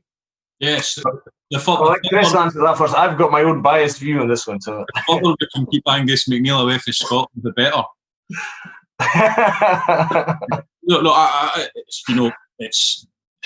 It's always been a difficult one, because it's important to win elections to advance the aims of the cause. So, you know, we need people to vote SNP in a general election for whatever reason, which historically, even when we were in power at Holyrood, it was difficult to get people to see the difference. But, you know, the reality is, and again, when I say I don't mean offence, Angus, normally offence follows. I've noticed. The biggest thing the SNP group have done since 2015, that cut through to the whole UK, not just Scotland, in terms of what they've done at Westminster, was walk out of the place.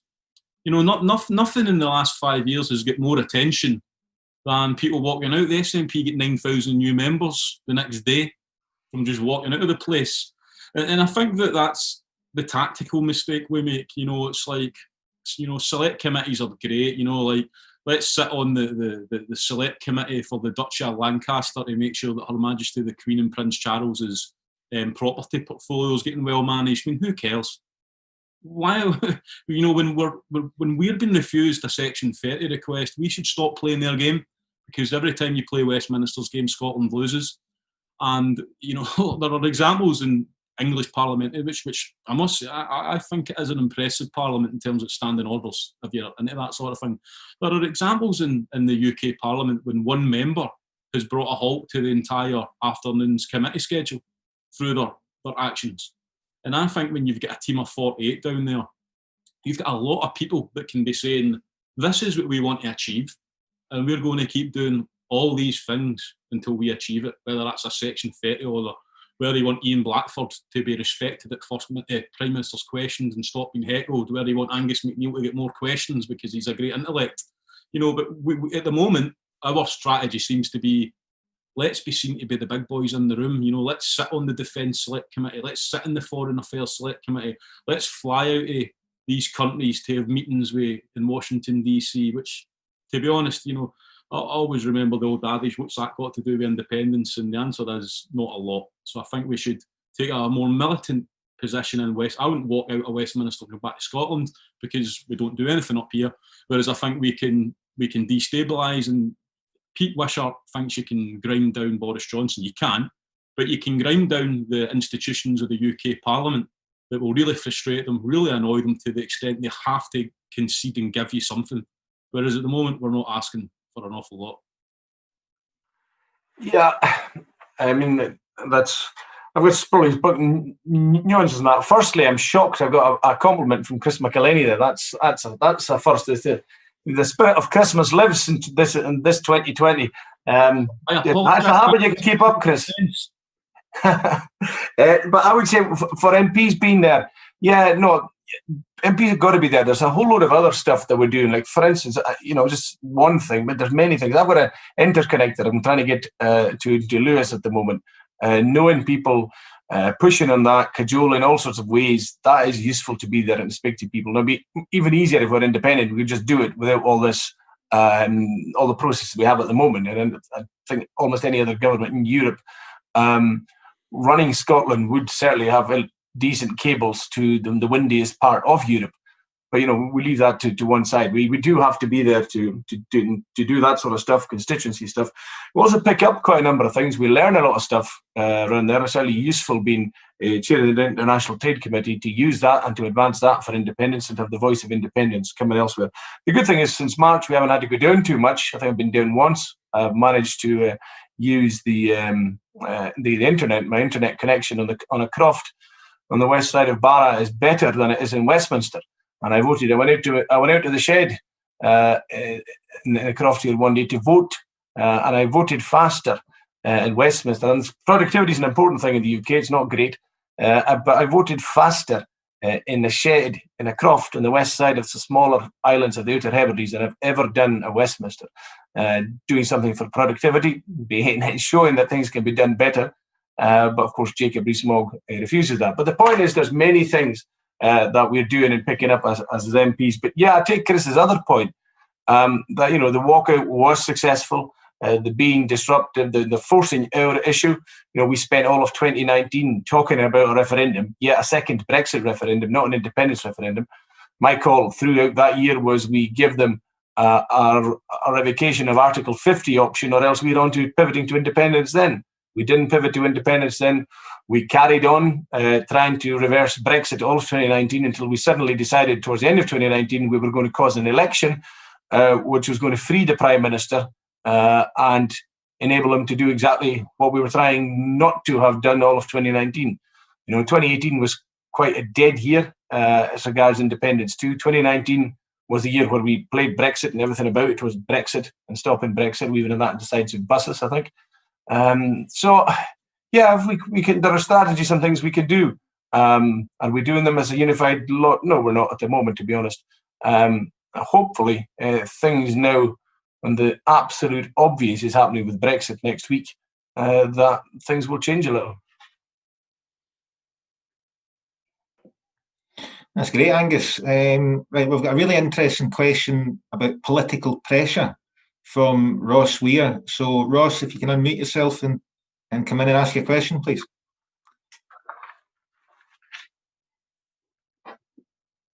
So I was actually quite happy with you asking it, Neil, but that's fine.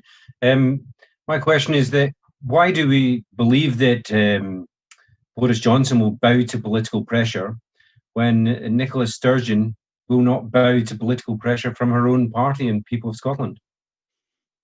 Ooh, cracker of a question. We're constantly asking Boris Johnson to do this, that, and the rest of it. I think even last week there was a question to ask Boris Johnson, will you do something for the First Minister? Boris Johnson, he won't bow to political pressure. Absolutely not, which is why we need a plan B, an insurance policy to make sure that we've got something to fall back on when the inevitable, the predictable, and the predicted is going to happen again. So no, he's not going to bow to political pressure at all. And I can put a full stop there. Chris? Can I come back at that then, please? So if he is not going to bow to political pressure, how is Nicola Sturgeon going to bow to political pressure? Yeah.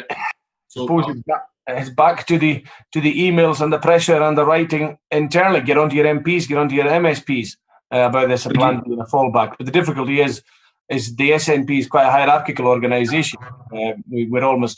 We lived in a feudal country and we behave in a feudal manner. We look to the top for guidance rather than encouraging. And there's one thing I often remember. It goes back maybe to Roddy 13-14. On the night before Bannockburn, Bruce didn't want to fight. And it was Neil Campbell of Argyll and Angus MacDonald of Islay that made Bruce change his mind the night before Bannockburn. Now, that being the SNP, frankly, folks, the leader would have decided something and everybody else would have nodded their heads. That is not the best way to be doing things. Yeah. So you're absolutely asking us to believe that we can change Nicola's mind when you're telling us that we cannot change Boris Johnson's mind. We're looking at this problem from completely wrong attitude. The SNP are the problem here. So just starting with Boris, but speaking in generality about political leadership. So the easiest decision Boris Johnson had to make throughout the whole pandemic was sacking Dominic Cummings, but he didn't, even though the entire Tory party urged him to do so.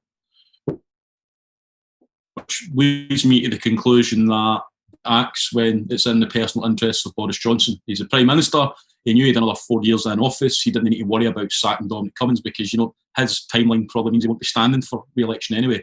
So it's the same for Nicola as well. So what would make Boris change his mind and what would cause political pressure to work? Well, taking away from Boris something he wants, the job of Prime Minister. So if the political pressure was to such an extent the Tory party thought they had to get rid of him, we're now entering a post-COVID period that people are already starting to brief against Boris. And then you've seen a few weeks ago, Dominic Cummings went because there was a tiff between Carrie's new, it's like an episode of Coronation Street and Downing Street. So the Boris Johnson premiership, I think, is coming to an end, end being 2 or 3 years at the most. So I think that you will start to see likes of Michael Gove, Rishi Sunak, they'll start making moves to basically make the long knives. So that's how I think there is the opportunity for political pressure to work, but I think it's very unlikely, hence why Plan B. If we're not going to pressure Boris Johnson into giving us something, we're a sovereign nation, we just need to go and take it. But we then obviously need to make our own leadership adopt a more radical strategy, because let's get back to 2019 again. We lined all the ducks up. Angus and I were called unionist rebels or some stupid oxymoron like that. You don't need a plan B. Trust us, guys. It will definitely work this time. That's a proven failed strategy. So I think we need to make sure our leadership understand that it's unacceptable for us to win the election in May, ask for a Section 30, not get a Section 30 and just go, we tried, economic recovery for coronavirus is really important, education, all these other things that are really important. And before you know it, if you get to 2022 and nothing's guaranteed in terms of a referendum, as Angus says, we're looking at 2024 as the next opportunity to have an election, that we can actually say this is an election for something. And at that point, and I don't mind speaking frank, the current leadership will have been in government for nearly 20 years. It's a natural period for a government to perhaps seek new blood. So we can't allow that to happen, because I think that Nicola Sturgeon leading the independence campaign is a really important asset. But there's not going to be an independence campaign to lead if we win May's election just asking for a referendum, Section 30, because what will happen will be the same as what happened last year. So this will be my prediction. The SNP will win a majority. They'll send out Alistair Jack for a few weeks to tell us that It was a once-in-a-generation referendum in 2014. They'll send Michael Gove to make a few statements for a few weeks. Then it'll be summer recess. Boris Johnson will eventually say something on October, and then it'll be Christmas, and before you know it, it's a new year. All of that inertia's gone because we never actually done anything with it. That's what they'll do. And we've told them that that's all they need to do, because we say it ourselves, gold standard, international recognition, Section 30 is the only way to get legitimacy. And Westminster don't say that. I've not heard Westminster saying that we have one route. We've invented this stuff ourselves. There's another crazy. This is exactly the case. So how do we exert political pressure on the SNP to do what the people of Scotland want and have voted for? Quite right, Ross. Because if you can't do it, you need to walk out. You need to get out of the way. You're absolutely right, but I'm going to move on. We've moved on from that now. So, Suzanne, do you want to come in and ask the final question, please? Thank you. Okay. Probably the most popular question that has been asked by lots of people on social media is, why can't we just dissolve the union?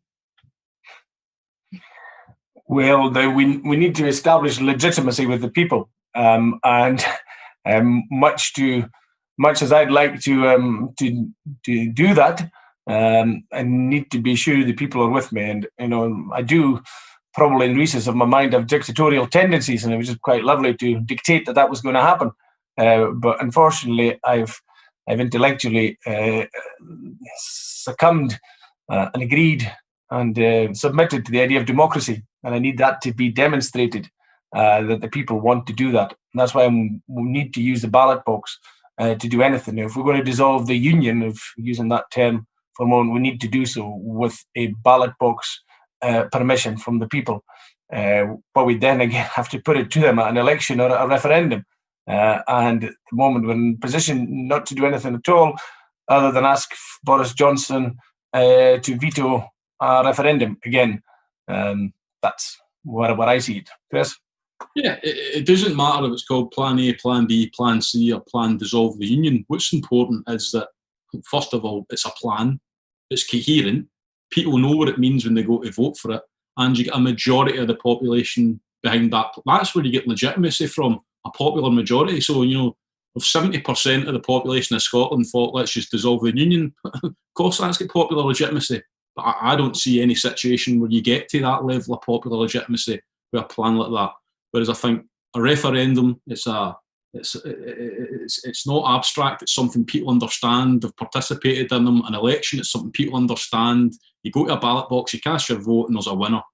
And if we get ourselves in a situation that a referendum is denied, then I think you can build popular legitimacy behind a proposition saying the only way the people of Scotland can evidence and attest that they want to be independent is by voting in an election, short of having a referendum.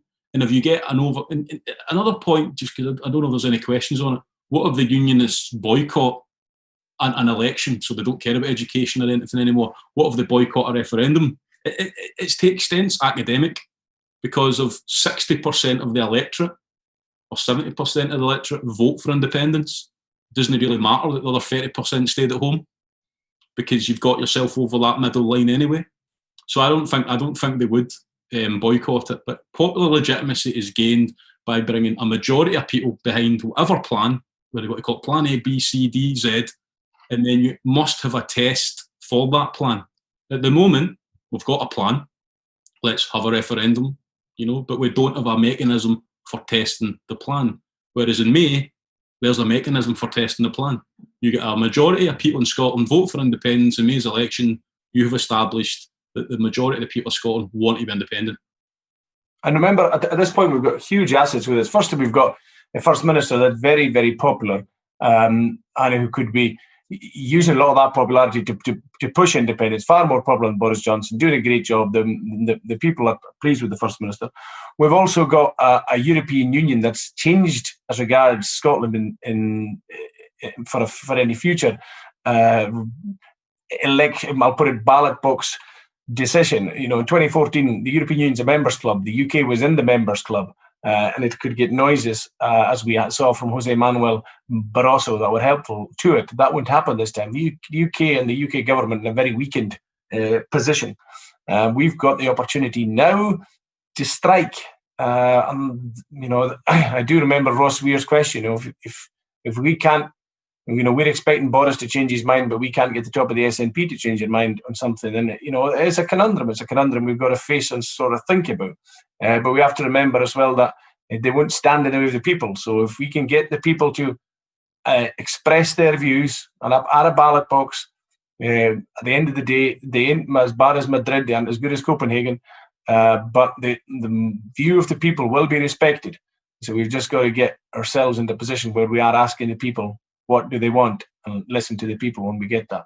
But remember, there's a lot of things running for us at the moment, and this is why there's sort of an impatience and a frustration about the situation we find ourselves in. But hopefully things like this start to change things, and the emails start that we saw. That's great, Angus. Well, we're now towards the end of the meeting, everybody. It's been fantastic. Unfortunately, a lot of the questions we couldn't get asked. There's just not enough time. But what we're going to do now is move to a summing up from Chris and then from Angus as to how you think this evening's went, and you're summing up about Plan B once again. And then Suzanne's going to talk, and then I'll close to finish. We're aiming for a finish for 9 o'clock. So over to you, Chris. Yeah, thanks, Neil. Thanks, Suzanne. Thanks for organising this event tonight. As already said, you know, independence is bigger than the SNP. If everyone that voted SNP voted for independence, it doesn't take you anywhere near getting across the finishing line. And I think there's a really big opportunity at the end of January. The SNP's having a National Assembly to discuss things like this. What if Boris Johnson keeps saying no, which we know he'll say no? And why do we know that Boris Johnson will keep saying no? Because Boris Johnson's told us he's going to keep saying no. So I think we need to get ourselves into a position that the independence movement start demanding radical action. If we go into May's election, I'm confident that on coronavirus alone, which is where a lot of people are focused on, people will contrast Nicola Sturgeon to Boris Johnson, and they will make a determination on who they think has done a better job. And I think the answer to that is obviously Nicola Sturgeon. And that will get us an SNP majority. I think it will. That's before we talk about education, free school meals, before we talk about infrastructure, before we talk about prisons, before we talk about criminal justice, before we talk about the economy. And then we talk about all those things. And that will get us a majority. But what do we do with that majority? You know, it's like winning election after election, but you're the party of independence. So it's good. It feels good. You know, we heard from Brenda earlier on. She's been a member of the SNP for 50 years. She might even have stood for a candidate if she's been in the party that long. And, you know, there was 4 decades of losing election after election. So it feels great. You know, I know a lot of people that have joined the SNP, younger people, all they've ever experienced is winning elections. But that's not why anybody should have joined the SNP. I don't think it's why anybody that is in this meeting will have joined the SNP. And it's not what independence is about. The SNP is the mechanism for how we deliver independence. And if we go into May's election and we win a majority, and we then go another 4 or 5 years without being able to deliver upon a referendum, I think that the troops will have been marched up the hill only to come back down again, one time too many. And we won't see people go and start voting the Labour Party or the Tories or the Lib Dems. What I fear is we'll see people just stay at home, because they'll give us a good 10 years since 2014 when we've seen that mass political, the Second Enlightenment, arguably in Scotland. You know, people from communities across Scotland that had never had a political bone in their body. They only gave this a good 10 years by this point, and it's a big, big ask to ask them to stay again for one more heave, to try the same thing we tried in 2017, 2019 twice, and now 2021. And at this time, it'll come with a different outcome. It won't. Boris Johnson will say no to a Section 30 request of the SNP win in May and a pro-independence majority wins. We need to ask ourselves, well, what do we do if he says no? Do we just say, let's keep going? Or do we need to, this time, like we did in 2019, but we never managed to achieve anything, do we need to get into a situation that we pressure the party into realising no is not good enough? And we need to have a plan. We need to have a plan B, an insurance policy, another club in our bag, whatever you want to call it, We need to have a plan so that the mandate we get at this election is used to test whether people in Scotland think we should be independent. It can't be a mandate to ask if we can ask a question to enact a mandate, because that's just word salad. And before we know it, it'll be 2022. Scotland won't be anywhere near a referendum on independence. And we'll be trying to elect Angus again in 2024, and we'll be trying to elect an SNP government again in 2026. And that's just far too long. And I'm afraid the game will be a bogey. The SNP will have been in government for over 20 years at that point. And I don't think any government in Western Europe will be able to sustain that. This is the time. We've got to deliver it now, and that should happen in May. Okay. You want me, Neil? Yeah, I was just a bit struggling with the unmute button there. Yep, fire away, Angus. Okay, yeah, thanks a lot. Thanks to you both. Thanks to all under one banner. I see Andrew's been busy there as well. Thank you all for your work and organisation, Suzanne, Andrew, Neil. Thanks to the people who've come on and stayed and been on at certain stages. There's always things on the go. I do appreciate you engaging with us and listening, and hopefully this has been useful. I mean, the long and the short of it is, I'll end with what I started with. We need a vote. We need the people to be able to decide one way or the other what they want to happen now that Scotland's out of the European Union.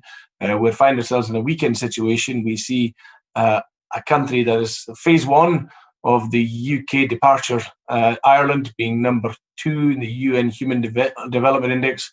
Hopefully Scotland will be phase 2 of that.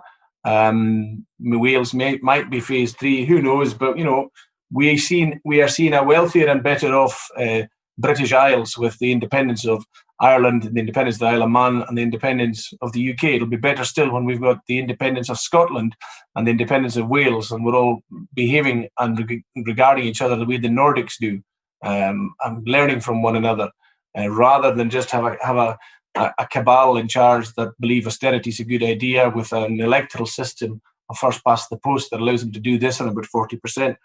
But we have to change what we're doing in May, or else nothing is going to happen, people. Nothing at all will be happening. We can be back and discussing this. And as I said, this could make the lack of a good strategic decision. If we repeat the same flawed strategy as 2019, the election in whether it's 2024 or 2026 will be this one for slow learners.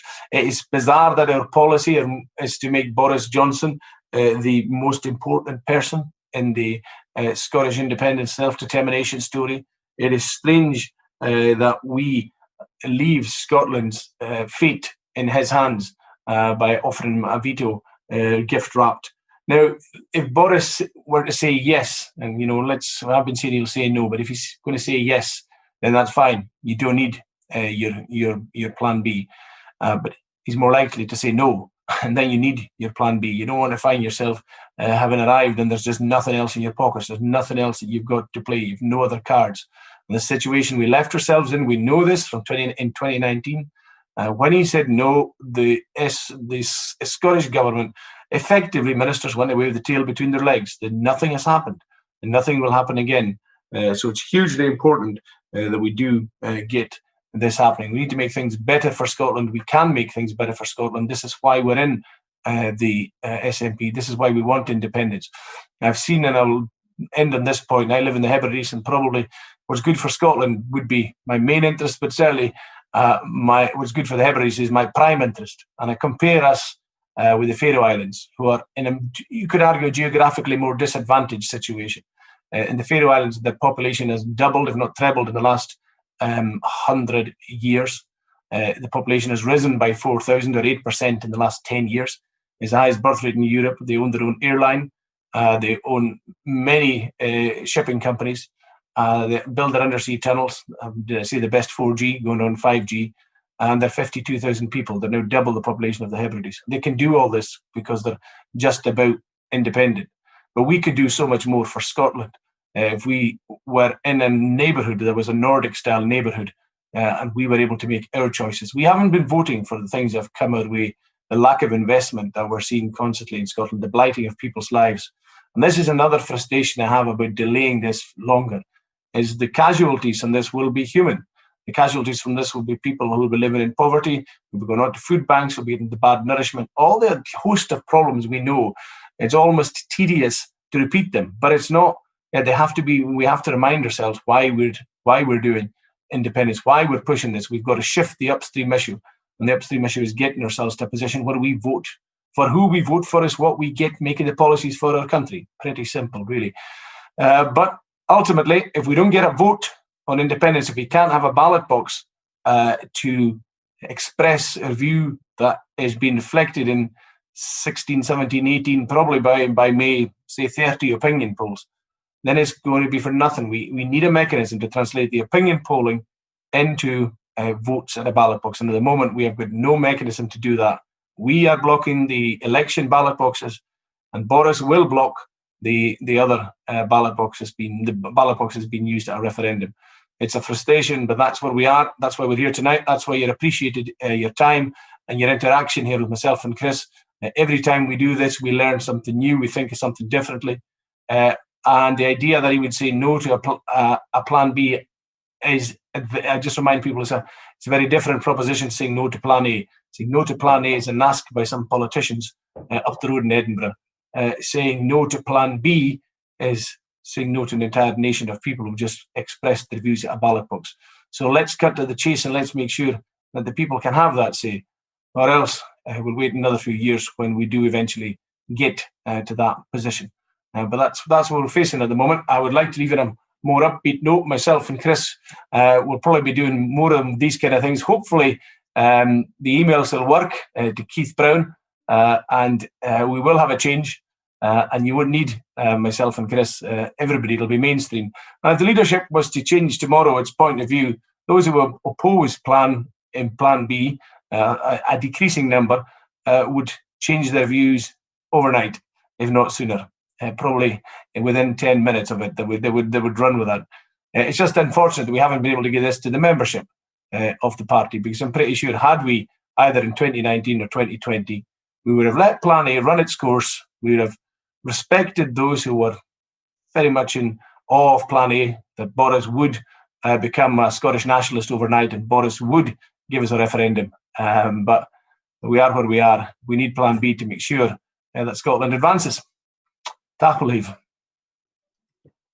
Thank you very much, Angus. You said you weren't going to talk for very long and then you just kind of went, didn't you? I noticed you started, but politicians. No, I know. I'd just like to... Oh, you can stop now. I'd just like to say a big thank you to both of you. It's been an absolute pleasure to work with you the last few weeks. Honestly, I've had such a laugh with you. I mean, you're so down to earth. I can't thank you enough for coming and doing this in the first place. And thanks to everybody who came along tonight and has asked questions. Some of the questions were absolutely fantastic. And things that I didn't even know myself have been answered tonight. So thank you very much. For me personally, it's been really frustrating. And I'm a member of the SNP. It's been really frustrating that I haven't been able to discuss this at conferences. Why it's been blocked, I just do not understand. I don't see what harm it would have done being discussed, because ultimately we're all here for the same reason. We all want Scotland to be an independent country.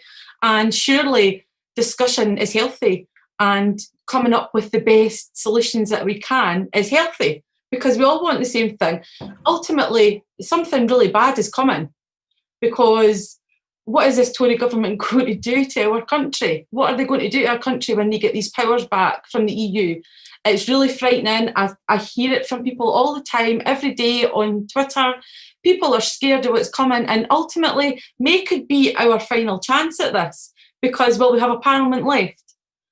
So I hope that minds have been changed tonight. I hope some people have decided to get behind Angus and Chris with their Plan B, because really, do we have any other option?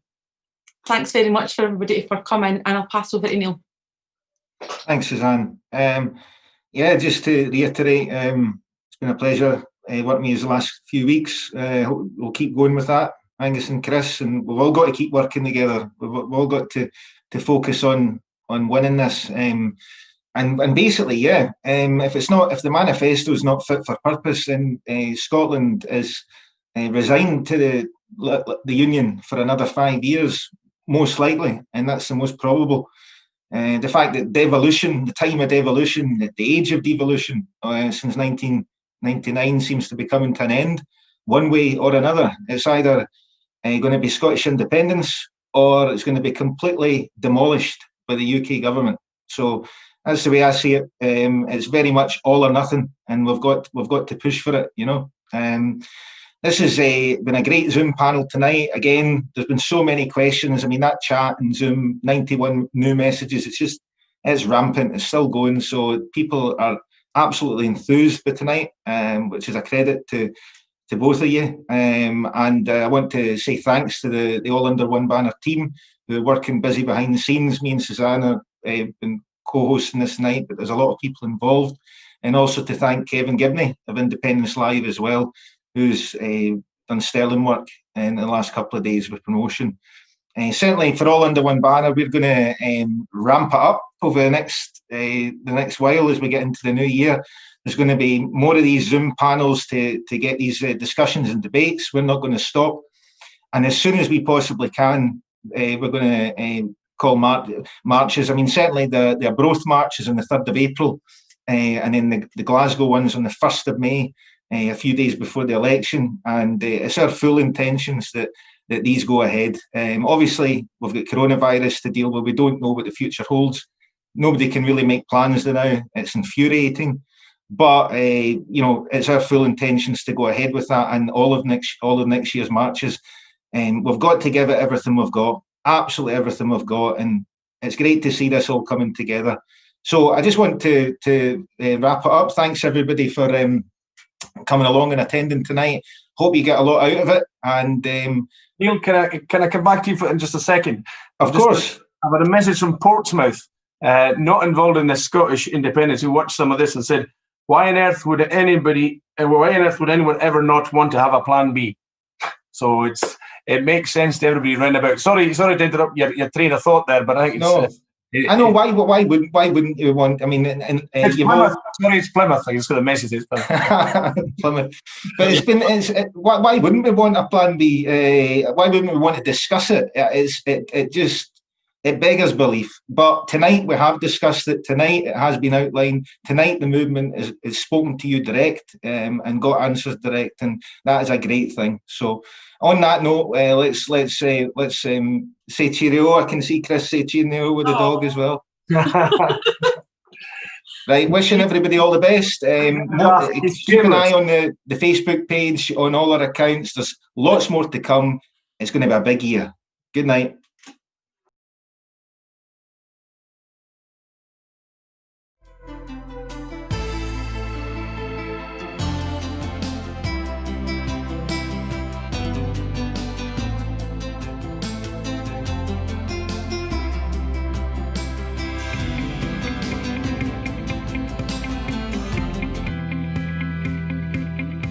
There are different kinds of nationalism.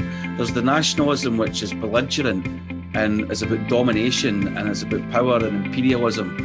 And there's the nationalism which is about resisting that.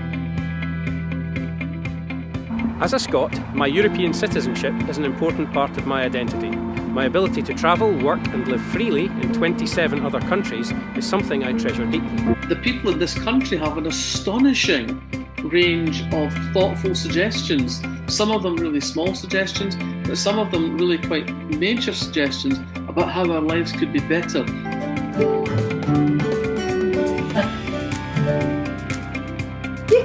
Collective working is not us all waiting for you to tell us when you feel like finally sharing some idea of honest. Oh, wait a minute. And which is reassuring the panicked middle classes that we know how we're handling the economy to stimulate it and rebuild it. Saying that once we're independent, Trident, every single weapon, will be removed from the Clyde. These are good words and sincerely spoken, but we need more than words. Never, never I look in. The first time around, lots of other countries did not see why Scotland wanted to be independent. They just couldn't get it. And funnily enough, Brexit, when that came along and there was a really distinct difference between Scotland and England on that one, suddenly everybody got it. And I want to introduce you to two race equality campaigners and stalwarts who are joining me for this panel and discussion. If I were rich as I am poor, I would pay £1 sterling just to have you here with me to see everything that is going on. This game is alive because Maribor is a perfect storyteller. So this is Camanach Glasgow, the Glasgow Shinty. And we need to professionalise our movement in order to take on these big ideas and be able to make them. Absolutely. So friends, my call for action for you is this. Take time to discover your own stories. Listen deeply, truthfully to the stories of others. Rèidio IndyLive mes Cllr tours. If nothing changes, we're facing nothing happening. The more I see what's happening in Westminster, the less I want to be governed by them. You know, that's what, it's not I hate the English, it's not I think I'm better than anybody else. Wherever we go, wherever we bide, we'll travel these ways together. Enjoy the rest of your evening. Go tell your friends it's time for change, and we have no remorse. 300 years of foreign rule has finally run its course. Scotland, I vow to set you free. This is our land, this is our right, this is our destiny. It's the Brexit stuff for me, the nepotism stuff for me, breaking international law stuff for me, the ERG hijacking UK democracy stuff for me, education is a luxury stuff for me, £9,000 tuition a year stuff for me, it's the NHS on the table for US trade deal stuff for me, demonising the working classes stuff for me, refusing starving children free school meals stuff for me, it's Boris calling Muslim women letterboxes stuff for me, his pickaninnies comments stuff for me, his bum boys comments stuff for me, his Scotland is a verminous race comments stuff for me, the UK internal market bill ripping up the devolution settlement stuff for me, devolved legislators being ignored during Brexit stuff for me, a lack of UK leadership during COVID stuff for me, nuclear weapons being in Scotland stuff for me, a decade of Tory governments Scotland didn't elect stuff for me, it's a weak left opposition in England stuff for me, attempting to frame independence as anti-English bigotry stuff for me, it's trying to ban anti-capitalist references in schools stuff for me, it's England-centric lefties painting SNP as a protest vote even though Scottish Labour is spineless stuff for me, it's the UK for me.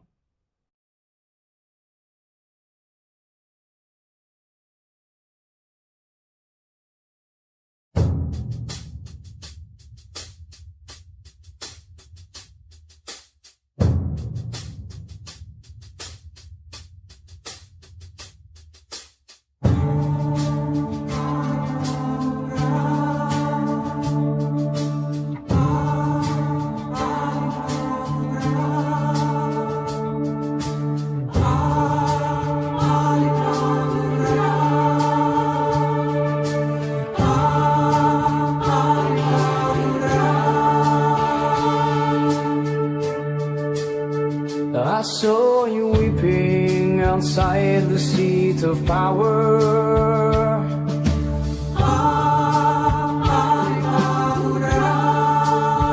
As you reflected on Scotland's wilting flower, a new horizon was all that really mattered.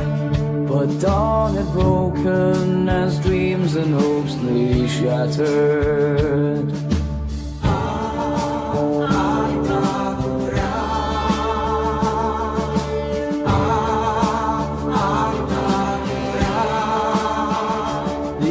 The storm grew Wednesday in the meadows. The troops were gathering as Alba's future led us. Sing freedom's anthems, all nations join together. We shall be heard, our chains released forever.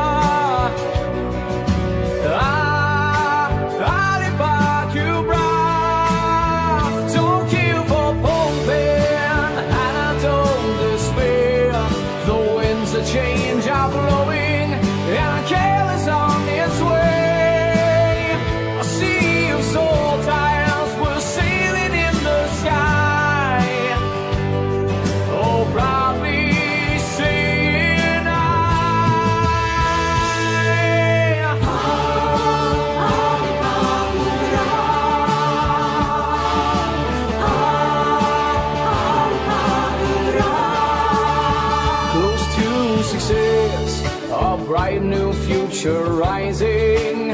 Lies and deceit from traitors was surprising. You showed the way and gave us inspiration. The seeds are sown to once more be a nation.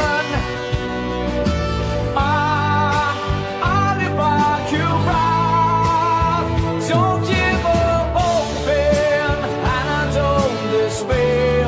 The winds of change are blowing and a gale is on its way. A sea of soul ties were sailing in the sky. Oh, proudly saying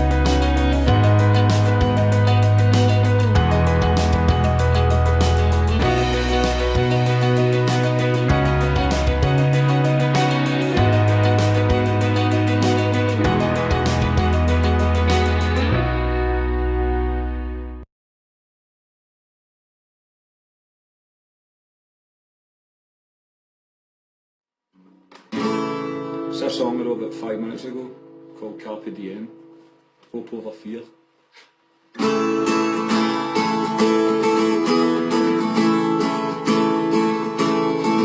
Are you threatened by words from an empire of money and gold? Will you trade in your country's potential for the lies you've been sold?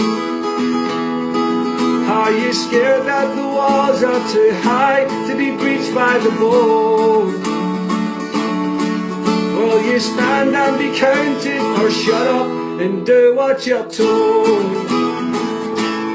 Hope over fear, don't be afraid.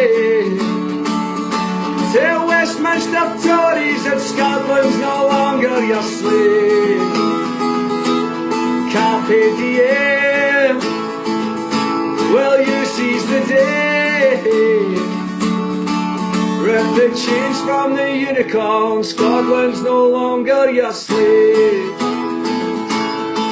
Did the TV man call you a nationalist for rejecting the lies?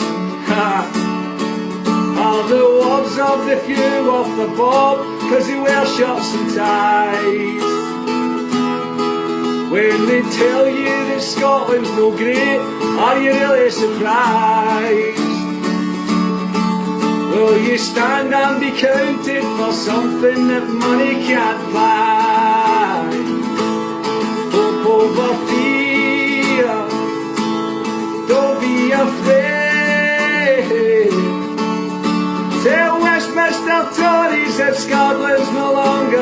slave. Carpe diem, will you seize the day? Rip the chains from the unicorn, Scotland's no longer your slave.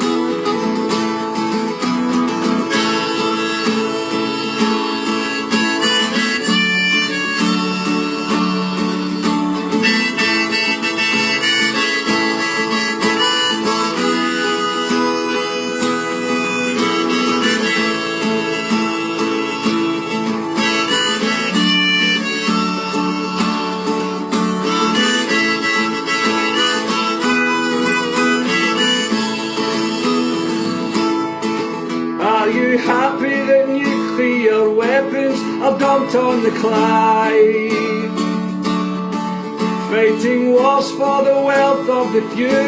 How many have died? You can bury my bones, but the truth of it can't be denied. Will you stand and be counted? 'Cause I'll be there stood by your side. Hope over fear, don't be afraid. The Westminster Tories, the Scotland's no longer your slave. Carpe diem, will you seize the day? Rip the chains from the unicorn, Scotland's no longer your slave. Will the media tell you that England don't want you to go? And the taxpayer-funded MPs tell you just tell them no. No! But in Manchester, Nottingham, Sheffield, they already know that we're fighting for them, and it's only the start of the show. Ha ha! Hope over fear, don't be afraid. Tell Westminster Tories that Scotland's no longer your slave. Carpe diem, my friend, will you seize the day? With the chains from the unicorn, Scotland's no longer your slave. Vote yes for a future. Hope over fear.